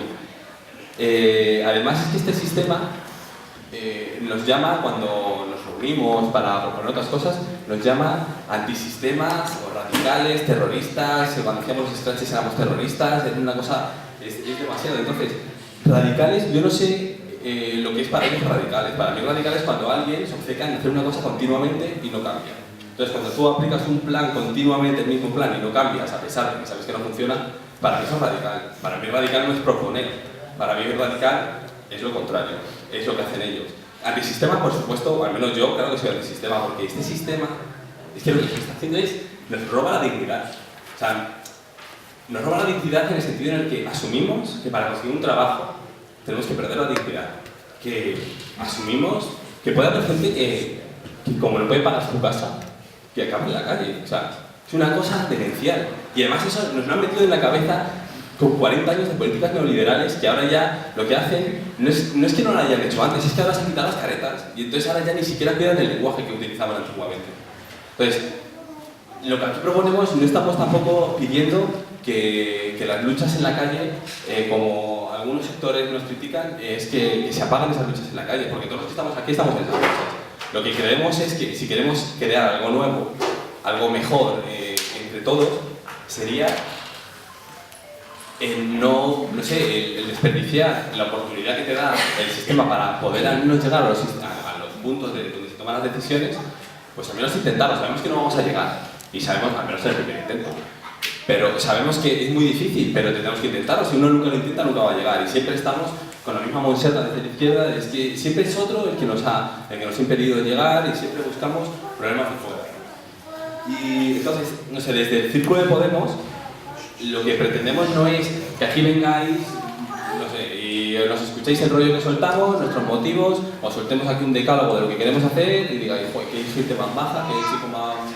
Le voy a votar a las europeas para que a ver si los cambian todo. O sea, lo que queremos es que cada uno piense, en su vida diaria, se pregunte y encuentre los motivos que le haría salir a la calle.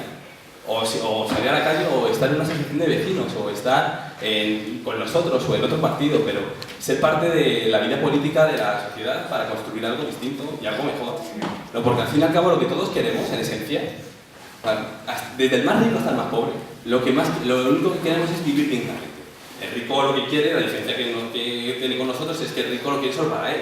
Él lo considera un privilegio y nosotros lo que queremos es que ese vivir dignamente sea para todos.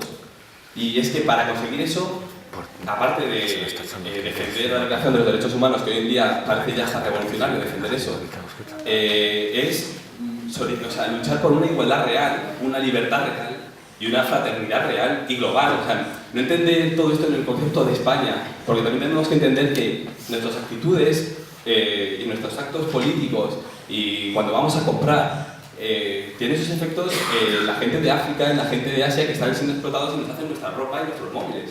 Entonces tenemos que tener conciencia de eso. Y no sé, yo creo que Podemos, en esencia, es una mano tendida. Es decir, mira, aquí estamos, vamos a juntarnos, esto es un camino que quiere andar juntos y vamos a ver qué nos une, ¿no? Lo que está claro, lo que tenemos que hacer es abandonar los centros comerciales, la televisión, las redes sociales, ¿no? Y tomar la calle. O sea, dejar de ser mercancías o clientes para empezar a ser ciudadanos, coño, y ser o trabajadores o lo que cada uno quiera ser, pero dejar de ser clientes o al menos y sobre todo empezar a pensar uno mismo. No sentarnos ante lo que nos vayan a decir, sentarnos ante la televisión, que nos cuenten un rollo y supongamos que eso es verdad porque sí. O sea, es que eso es demencial. Y además nos dicen que eso es la libertad, porque hay muchos medios, en el coste dicen lo mismo, pero hay muchos medios, eso es libertad de prensa. Entonces, por último, a mí me gustaría terminar con una cita de Gramsci, que era un comunista italiano de los años 20 en Italia, y decía: instruíos porque necesitaremos toda vuestra inteligencia, agitaos porque necesitaremos todo vuestro entusiasmo, organizaos porque necesitaremos toda vuestra fuerza. Y Podemos, yo entiendo que es una herramienta para organizar esa fuerza y para que esa fuerza sea democrática y pacífica y mediante la desobediencia civil y no genere en una violencia que si se sigue, que podría llegar a existir si nos siguen ninguneando continuamente utilizando las vías democráticas. Entonces, por acabar con una cosa de Juan Carlos Monedero, que lo dice en uno de sus libros, que me parece muy interesante, es quizás debemos empezar a actuar para cuando dentro de 20 años alguien nos pregunte: oye, ¿tú qué hiciste en 2013 o en 2012 con esta crisis? En vez de utilizar este plural que utiliza mucha gente refiriéndose a la transición cuando nos salió de casa y dice: con lo que nos ha costado conseguir esto y no hizo nada, pues decirle: pues siéntate, que tenemos un rato largo para contarnos, ¿no? Pues no sé, yo creo que es que cada uno puede encontrar nuestros motivos, cada uno que ponga, no sé, la cara de su hija, de su nieta, de su padre o la del vecino, pero que entienda que nos están engañando y que uno no puede cambiar las cosas y siempre hace lo mismo. Y poco eso, y dejo la pregunta. Bueno, os dejo los deberes de plantearos vosotros las preguntas y que encontréis vuestros motivos para que nos veamos en las calles, o en Podemos, o en la asociación de vecinos, o en la asamblea del 15M, da igual, pero que construyamos algo distinto. De las 15 personas asesinadas en Ceuta y de las muchas más heridas por esa valla que atenta contra los derechos humanos, o de las personas que se han suicidado desde el inicio de la crisis y cuyas muertes intenta silenciar el gobierno. Y esta violencia no se manifiesta únicamente de una forma tan, digamos, abierta o visible, sino que se difunde también de una forma un poco más silenciosa o oculta, como por ejemplo con la aprobación de leyes tan vergonzosas como la ley del aborto, que atenta contra el derecho innegable e indiscutible de una mujer a decidir sobre su propio cuerpo, haciendo que sean terceros los que decidan por ella. O la situación cada vez más complicada en la que se encuentran las personas dependientes, que no solo tienen que enfrentarse a un mundo que parece darles la espalda de la forma más descarada con todos los problemas que se encuentran en el día a día, sino que además tienen que enfrentarse o hacer frente a los recortes en sus ayudas mientras la señora Ana Botella se pasea con su abrigo de bisón por las calles de Madrid. También el ataque a nuestra libertad de expresión con la ley Mordaza, que mencionaba antes el compañero Juan Carlos, o la persecución a aquellas personas que opinan distinto a como quieren que opinemos, ya sea a través de la música u otros medios. Sigue siendo violencia el tema que comentaba la compañera Raquel, que cada vez menos estudiantes puedan pagar las tasas de una universidad que debería ser gratuita para que cualquier ciudadana o ciudadano que lo desease pudiera tener acceso a ella, como sucede en países de Europa o América Latina. O los recortes en educación que afectan a institutos públicos, a institutos y colegios públicos, pero que benefician a los privados y concertados, que solo puede permitirse un porcentaje muy mínimo de la población. La brutalidad con la que desahucian a las personas de sus propios hogares, a gente mayor, a familias enteras, que luego tienen que continuar con el pago de la hipoteca. O los recortes en hospitales, el cierre de centros de salud que son la atención primaria sanitaria en los barrios, o el pago de una deuda ilegítima. Todo esto son ejemplos que evidencian que no vivimos en una sociedad pacífica y que vele por sus ciudadanos, sino en una que viola punto por punto la Declaración Universal de los Derechos Humanos que mencionaba antes el compañero Javier, y que fue redactada en 1948 y, como decía él, ahora, 60 años más tarde, es un acto considerado revolucionario el exigir su cumplimiento, es decir, el exigir por derecho que toda persona de este planeta tenga el acceso a un nivel de vida adecuado que le garantice la vivienda, el alimento o la sanidad y la educación gratuitas, o el exigir por derecho que ninguna persona esté sometida a torturas o esclavitud, que por cierto sigue existiendo en pleno siglo XXI, es considerado un acto de lo más subversivo o agitador cuando son derechos tan básicos que es inhumano pensar lo contrario. Y lo peor de todo es que quieren culpabilizarnos a nosotras de esta situación. Quieren que pensemos que si estamos en una situación de miseria es culpa nuestra por haber vivido por encima de nuestras posibilidades. Que nos cuentan el cuento de que con trabajo y esmero cualquier ser de este planeta puede llegar a ser millonario. Que si nos van a desahuciar, si no encontramos trabajo o no podemos, o nos van a echar de él, no podemos llegar a fin de mes o no podemos estudiar, la culpa es nuestra porque somos unos fracasados. Quieren desarrollar en nosotros un sentimiento de frustración, que estemos abatidas, cansadas de llevar a cabo ese esfuerzo del que tanto alardean haber ejercido, y que arrastremos un sentimiento de inutilidad que nos haga débiles. La razón de esta es muy sencilla.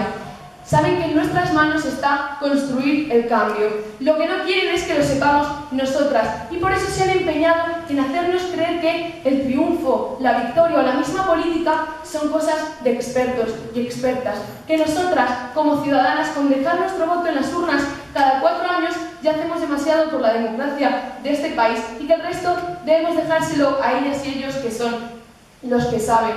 Mas esa es otra falacia que hemos terminado interiorizando muy bien, pero de la que es hora de despojarnos. Porque el pueblo tiene el poder. Y sin el pueblo, los de arriba no son nada. Si nosotros nos movemos, ellos se caen. Y por eso tienen tanto miedo a que despertemos de este sueño en el que nos han inducido y comencemos a cuestionarnos las cosas como por qué mientras una familia tiene que buscar en la basura algo que comer esa noche, Emilio Botín o la infanta Cristina, después de haber defraudado miles y miles de euros, siguen sueltos en la calle y rodeados de lujo. Porque hay que tener clara una cosa, y es quién es el verdadero enemigo. El verdadero enemigo no es el inmigrante que llega a este país, porque es una víctima más del sistema como nosotros. El verdadero enemigo no es esa persona que no coincide con nuestras ideas al 100%, pero que está en nuestro mismo bando, porque es absurdo enfrentarse con gente que en lo más básico está de acuerdo con nosotros. El verdadero enemigo es este sistema que nos oprime día a día, y sus defensores, a los que les da igual si hay 1 millón o 1000 millones de personas pasando hambre en el mundo. Y recuperamos entonces esa cuestión de la que hablaba al principio, que se nos presenta cuando una situación de injusticia se nos planta delante. ¿Qué podemos hacer?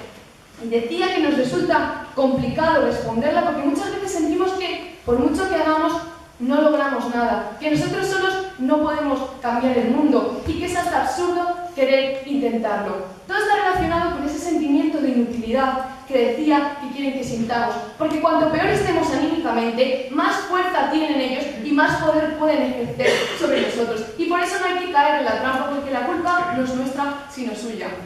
Y todo este problema solo se resuelve de una manera, y es hablando, porque el diálogo es el arma más potente que tenemos. Cuando una persona que lo ha perdido todo y que encima carga con el yugo de la culpabilidad, del abatimiento, el fracaso, conversa con otras personas que se encuentran en la misma situación, se da cuenta de que no está sola, que no es ella la única persona que está pasando por esa situación, que son muchos millones más de españoles y españolas los que están pasando por lo mismo. Que entonces la culpa tal vez no sea suya, que sea de los que nos gobiernan, ya sea porque han sido elegidos o porque el poderoso caballero Don Dinero les ha concedido el poder.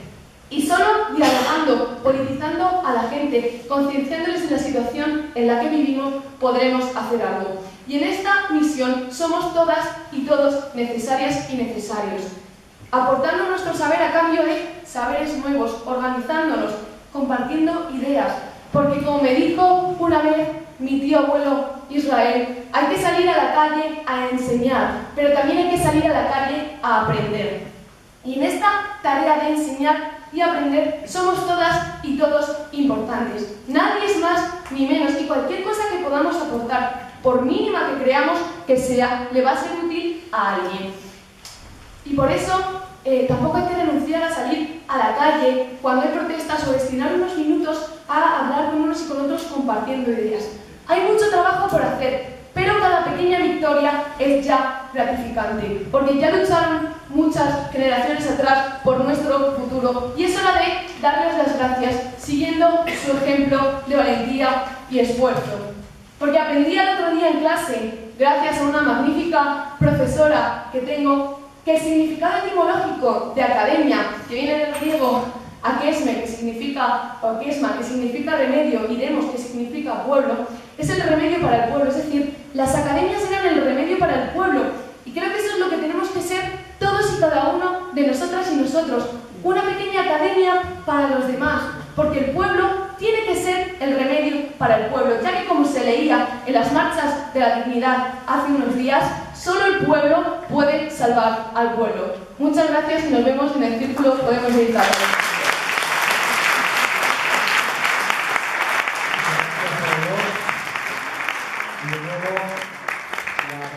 Ideas y la praxis política a cargo de Íñigo Errejón. Gracias. Gracias a los compañeros, a las compañeras del Círculo Podemos de Vicálvaro por organizarlo, gracias a vosotras y a vosotros por venir. Voy a intentar ser breve, pero de verdad no como cuando se dice para ser largo. Poniendo encima de la mesa dos o tres cuestiones que me parece que son muy sencillas y que sin embargo hoy se han convertido en cuestiones centrales, en cuestiones que ya cambian todo el panorama político. Estoy convencido que todos y todas los que estáis aquí visteis que el sábado hubo más de 1,5 millones de personas en las calles de Madrid exigiendo cosas extraordinariamente sencillas. Porque os acordáis que las marchas estaban diciendo que tenemos derecho a tener una vivienda, estaban diciendo que tenemos derecho a tener un empleo, estaban diciendo que una deuda que no es nuestra, que es de los banqueros, no se debería pagar con nuestro sudor, estaban diciendo que tenemos derecho a vivir dignamente en nuestro país. Estaban diciendo cosas irrebatibles. Y enfrente tenemos un gobierno que todavía reclama estar al servicio del interés general, que no dijo absolutamente nada. Que no dijo nada. O sea, que tuvo 1,5 millones de personas diciendo tenemos derecho a una vida digna en nuestro país, y tenemos un gobierno que lo que hizo fue, al principio insultar, luego provocar una carga para que pudiéramos hablar de la violencia y no de los 6 millones de parados, que es de lo que no quiere que hablemos, y luego el silencio, nada.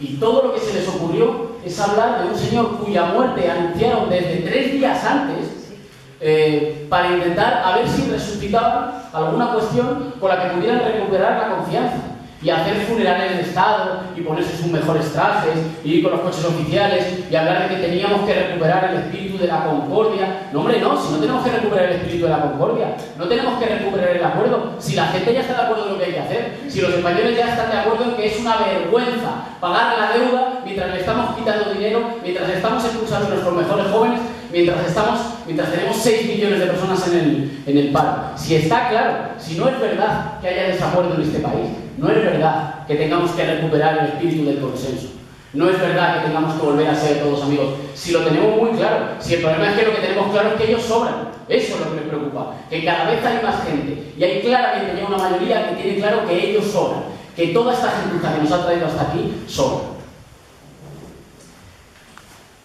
Estas élites viejas, que son unas élites que rompieron el pacto, que han fallado a todos los contratos, Cuando alguien falla los contratos, es alguien a quien hay que dejar de prestar confianza. Si uno tiene un amigo al que le presta dinero y nunca se lo devuelve, hombre, si le quiere mucho, a lo mejor se lo presta 4 veces. A la quinta se lo deja de prestar, porque cae en la cuenta de que ese amigo no es de fiar y que a lo mejor ni siquiera es amigo. Tenemos unas élites que han fallado a todos sus contratos, que han mentido una vez, y otra, y otra, y otra, que han fallado a todos los contratos, que han roto el pacto, uno detrás de otro. Decía Raquel que nos han prometido a los jóvenes, por ejemplo, que después de la permanente carrera de obstáculos, de máster, de estudios, de cursos, de trabajar gratis para hacer, porque no teníamos experiencia, había que hacer currículum, de trabajar por 4 duros, que al final de toda esa carrera íbamos a poder tener un futuro, que estemos pidiendo un palacio de cristal, un futuro en nuestro país. Eso es mentira. Le habían dicho también a nuestros padres y a nuestros abuelos que ellos habían dejado la piel y que ellos habían trabajado con cosas que no les gustaba tratar, pero que nosotros íbamos a tener una recompensa. Ellos iban a vivir una recompensa en nuestro cuerpo. Bueno, vosotros habéis reventado a trabajar y habéis cargado con muchas cosas que no os gustaban, pero sin embargo, a cambio, vuestros hijos van a poder tener un futuro mejor. Eso es mentira. Y no es mentira como cuando un día se equivocan en el tiempo y dicen que va a tener un tiempo y luego resulta que llueve. No es un fenómeno atmosférico. Es mentira por decisiones concretas. Es mentira porque ha habido gente que ha tomado decisiones concretas. ¿Qué tipo de decisiones? No es muy complicado. Yo ahí discrepo de los análisis que dibujan que todo es muy complicado, porque si todo es muy complicado nos quedamos al final en casa. Qué complicado de grupo, me lo voy a estar preguntando un rato. No, es extraordinariamente sencillo. Tenemos un país que expulsa médicos y contrata a Carromero por 4.000 euros. Y eso es una decisión política concreta. Alguien lo firma. Alguien está firmando decisiones concretas que deciden, por ejemplo, que el dinero que hay, y claro que hay dinero, que el dinero que hay no va, por ejemplo, para rescatar a los ancianos a los que se ha engañado con las preferentes, o que no va para rescatar a las familias que no tienen ningún tipo de ingreso. Está diciendo que ese dinero va para rescatar a sus amigos, y le va muy bien. Y esto no es muy complejo, ni el mundo es muy complicado. Hay una pandilla de golfos que está tomando decisiones para ellos y para sus familias. Son una minoría y cada vez somos más los que tenemos claro que se tienen que ir. Mirad, hoy el ministro de Interior, Fernández Díaz, decía que en este país hay una escalada de violencia. Estamos viendo una escalada de violencia. Y yo creo que tiene razón, pero que llega tarde, que se ha enterado tarde de lo de la escalada de violencia. Porque esa escalada de violencia, hoy una agrupación poco antisistema como Cáritas, decía que España es, después de Rumanía, el país con mayor pobreza infantil de la Unión Europea. Cuando empezamos a ser un país de niños pobres, de niños con dificultad para alimentarse, empezó la escalada de violencia. Cuando hubo cabezas de familia que se tuvieron que ahorcar porque les iban a quitar la casa, empezó la escalada de violencia. Ahí empezó la escalada de violencia que empezó a traer dolor a este país. Cuando se tuvieron que empezar a ir los jóvenes más preparados y con ellos las ilusiones y el esfuerzo de todo un país, ahí empezó la escalada de violencia. Cuando hoy se ha hecho público que, ¿os acordáis que Aznar privatizó las redes de autopistas y se las entregó, como no, a amigos? Después de entregárselas a amigos, algunas de ellas son deficitarias. Esos amigos están perdiendo dinero. Es decir, ellos compraron una cosa que era nuestra, que no habían construido ellos. Eso se construyó con dinero de todos. Y los amigotes se lo compraron y creyeron que era un negocio redondo. Como el negocio que describía la compañía. Que no son negocios, que es que cuando nos hablan de emprendedores, ¿pero qué emprendedores? Que tuviéramos nosotros en este país emprendedores que inventan cosas. Emprendedores son los que están peleando para abrir una frutería o para que no se les cierre el bar. Los golfos, los que ganan las elecciones de la patronal madrileña, son gente que ha hecho toda la vida, ellos, sus padres y sus abuelos, dinero a base de que les regalen cosas, de que se lo regalen, de que nunca inventen nada, de que nunca creen nada, de que les regalen lo que es lo de todos. Pues bien, algunos de estos que compraron las autopistas que eran de todos, resulta que ahora están perdiendo dinero. Y los vamos a rescatar. Los vamos a rescatar por 2.600 millones de euros. Me apunta la cifra, pero claro, estas cifras que son, te lo puedes imaginar. 2.600, 5.000 millones de euros. O 5.000. De nuevo Cáritas ha dicho que en España existen 700.000 hogares sin ningún ingreso. 700.000 hogares. Está teniendo dificultades porque sus vecinos no le pueden pagar. ¿Os imagináis que lo lleváramos al referéndum? ¿Os imagináis que la casta accediera a que mañana todos los españoles votaran en un referéndum? Marque la casilla A si quieren rescatar a los golfos de los amigos de Aznar que se compraron las autopistas y que hay que rescatar entre todos. Marque la casilla B si quieren rescatar familias y los pequeños comercios de los que se abastecen. Nosotros ya tenemos por primera vez, esto sí que para muchos de nosotros es histórico, ya tenemos un gran acuerdo de nuestro lado. Ya tenemos a mucha gente que tiene claro las cuestiones fundamentales. Ya tenemos a mucha gente que tiene claro que los que nos han metido en esto no nos van a sacar de esto. Ya tenemos en realidad a un país real detrás nuestro. Hay todavía un país oficial que sigue saliendo en las noticias, que es el que se pone las corbatas, el que da las ruedas de prensa, el que todavía habla desde las tribunas, el que está en los coches oficiales, el que va a los desayunos en los grandes hoteles, y que todavía puede hablar en nombre de las necesidades de todos, pero ya nadie les cree. Es posible que todavía haya gente que le vote, de hecho mucha gente, demasiada gente, que es gente que es nuestra, que son vecinos nuestros, que son compañeros de trabajo, que son compañeros de estudios, que son nuestra gente, con los que hay que hablar, y con los que en cuanto nos hemos puesto a hablar en estos términos, en realidad la cosa se contagia a toda velocidad. Es posible que haya gente que todavía les vote, con ese voto cínico del que dice, bueno, pues, ¿qué le voy a hacer? Pues no sé, bueno, sí, el Partido Popular prometió que iba a crear 1 millón de empleos, se ha destruido más. Bueno, pues sí, y yo le voté, bueno, pues no sé, pues en estas elecciones, pues a lo mejor el Partido Socialista. Porque bueno, son los que pueden ganar. Y ya lo hace sin ninguna ilusión, sin ningún convencimiento. Ya hay toda una mayoría que está convencida de que los que nos han metido en esto no nos pueden sacar. Lo que pasa es que somos una mayoría, por una parte, desposeída. Somos una mayoría que no tenemos televisiones. Somos una mayoría que no tenemos mucho dinero para llenar el país de vallas electorales. No tenemos grandes periódicos. No tenemos a los señores más poderosos de nuestro lado. No tenemos a los grandes empresarios de nuestro lado porque nosotros no les hemos regalado parte del país. Así que no los tenemos de nuestro lado. Pero sin embargo somos más. Nos han intentado inculcar una moral de derrota. Una moral de que teníamos la culpa, éramos nosotros los culpables de estarlo pasando mal, no podíamos hacer otra cosa, éramos brutos, éramos tontos, nos teníamos que resignar, nosotros no sabíamos cómo se hacía esto. Nos han intentado derrotar moralmente, nos han intentado aislar, convertirnos en trocitos, en gente que están asustadas, que están en sus casas y que están diciendo, pues es verdad, todo está fatal, pero todo es muy complejo, y chico, ¿por dónde empiezo yo ahora?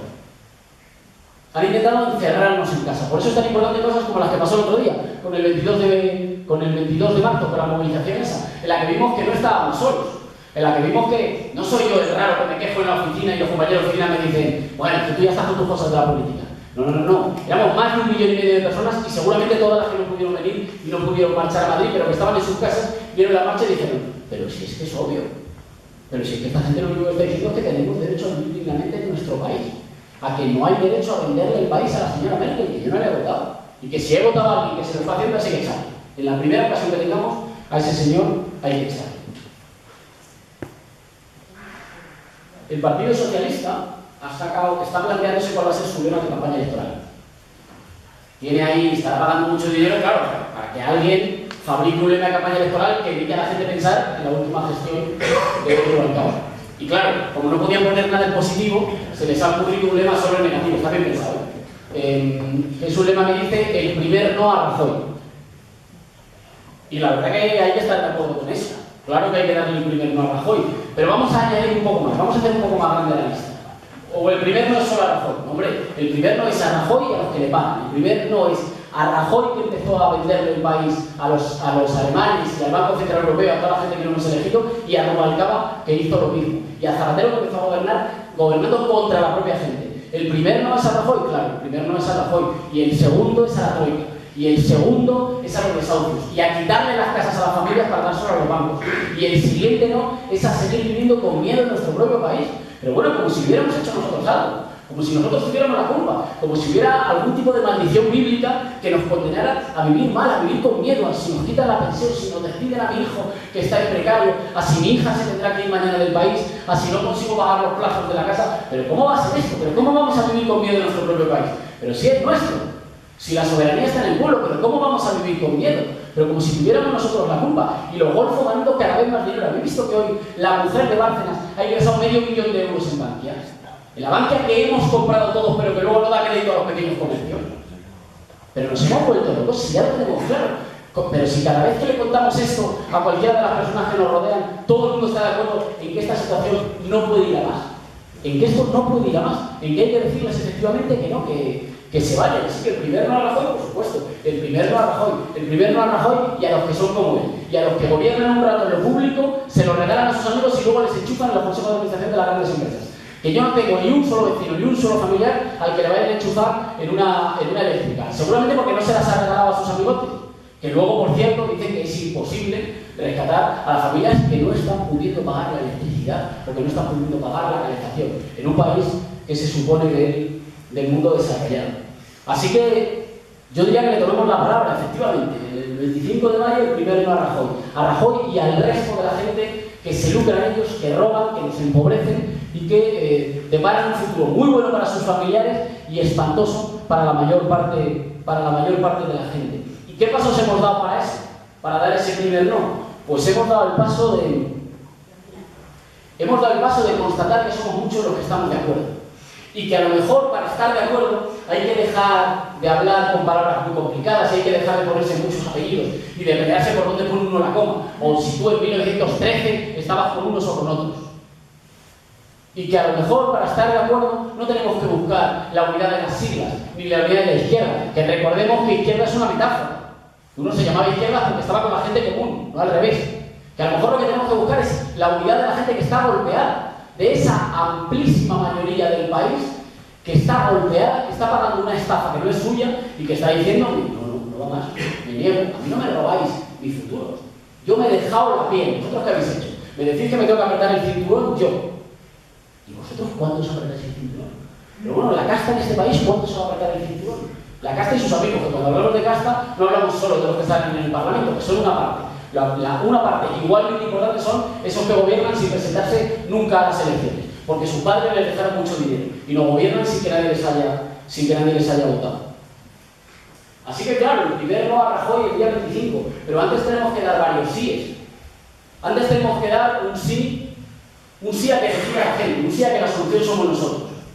Y humildemente nosotros hemos dado un paso para ello, que ha sido caminar hacia las elecciones europeas con una lista que no se decida en ninguna cafetería ni en ningún despacho, que la decida la gente. Una lista que es primarias.podemos.info. Primarias.podemos.info, para elegir a la gente que nos dé la gana. Y si os metéis, os vais a llevar la primera alegría. ¿Cuál es la primera alegría? Que la gente se nos parece. Que es la primera vez que podemos votar a la gente para que vaya a las instituciones que son como nosotros, que son desempleados, que son investigadores, que son maestros, que son trabajadoras de la sanidad, que son trabajadores de la construcción, que son desempleados, que son investigadores, que son arquitectos, que son gente exiliada que se ha tenido que ir de su país. Es la primera vez que podemos votar a gente que se nos parece, que nos votamos a nosotros, que nos votamos a la mayoría que está siendo golpeada. Ese fue el primer compromiso. El primer compromiso es una lista para la unidad popular y una lista para que la solución esté en manos de la gente. Tiene que ser una lista protagonizada por la gente, elegida por la gente, en las que las caras sean caras nuestras, sin profesionales, sin corbatas, sin gente que se ha dedicado toda la vida a esto. Sean caras nuestras, sean caras de gente que simplemente ha dicho, me he cansado. Y miren, no es tan complicado. El sindicato de técnicos de Hacienda está diciendo que no hay que inventarse grandes cosas.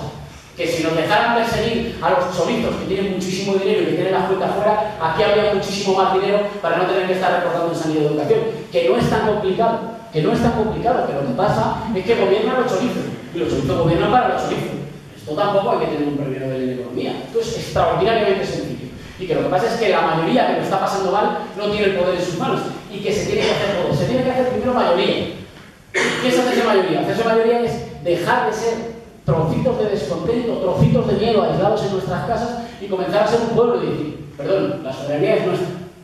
A ustedes se la hemos prestado y saben que nos han defraudado todas las veces. Cada vez que se la hemos prestado nos han robado, nos han maltratado, nos han desahuciado, nos han echado de nuestros trabajos, nos han hecho una cosa y han hecho la contraria. Ya no se la prestamos más. A ustedes no, porque son de fiar. Llevamos muchos años ya prestamos y han faltado todos los compromisos. Así que no son de fiar. ¿Y cuál es el segundo sí? El segundo sí que hay que dar. Pues el segundo sí que hay que dar es el del 25 de mayo.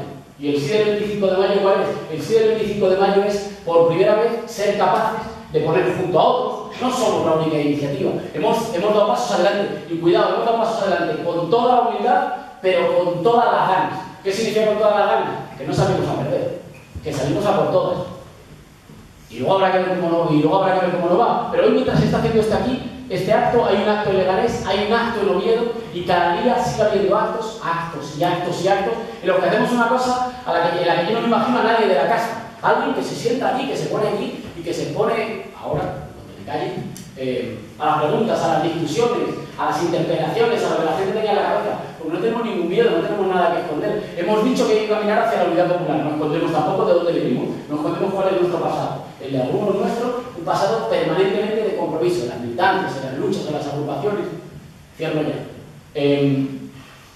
No lo escondemos, pero sí que hemos dicho claramente que no se trata, que no es la hora de las etiquetas, que es la hora de volver a comportarse como pueblo, no como grupetes, no en pelea de grupetes, sino como pueblo. ¿Como pueblo qué significa? Como pueblo significa recuperar la soberanía, echar a lo que le está vendiendo el país a la casta, empezar a poner en las instituciones a gente que sea nosotros, a gente que sea pueblo, a gente que lleve lo que ya es un clamor extraordinariamente sencillo. Es tan brutal el ataque de unos pocos, de unos poquitos, que son muy pocos, es tan brutal el ataque de unos pocos que han convertido casi en radical de cuestiones de sentido común.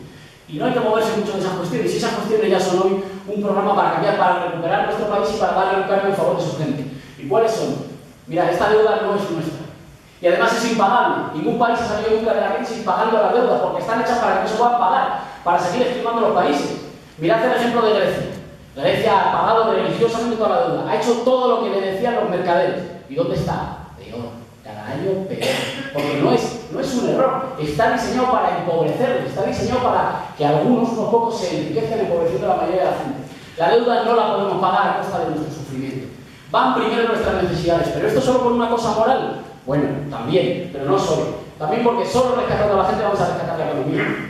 Pero ¿de qué otra cosa vamos a hablar cuando hablamos de economía? Si es que la economía es la economía de las familias. Es si las familias tienen dinero para tomarse una caña en el bar o no. Es si las familias pueden hacer la compra en el supermercado o en el colmado de la esquina. Lo otro es jugar a los casinos, que es lo que hablan ellos, que no hablan de economía, que hablan de casinos. Hablan de las finanzas, que es una cosa que no tiene nada que ver con nuestras necesidades. Rescatar la economía es rescatarnos a nosotros. Y si no, no va a haber salida, porque no la ha habido en ningún sitio, porque los países que han salido de este hoyo han salido siempre diciendo, no, miren, esta deuda no es nuestra, no la pagamos, rescatamos a las personas, salimos juntos rescatando a nuestra propia gente, no asfixiando a la gente, no asfixiando al país real, que somos nosotros, que somos en definitiva los que creamos la riqueza y los que tenemos claro cuáles son las soluciones. Nada más, yo agradeceros por la invitación, por acudir, y a ver si hago este turno de preguntas.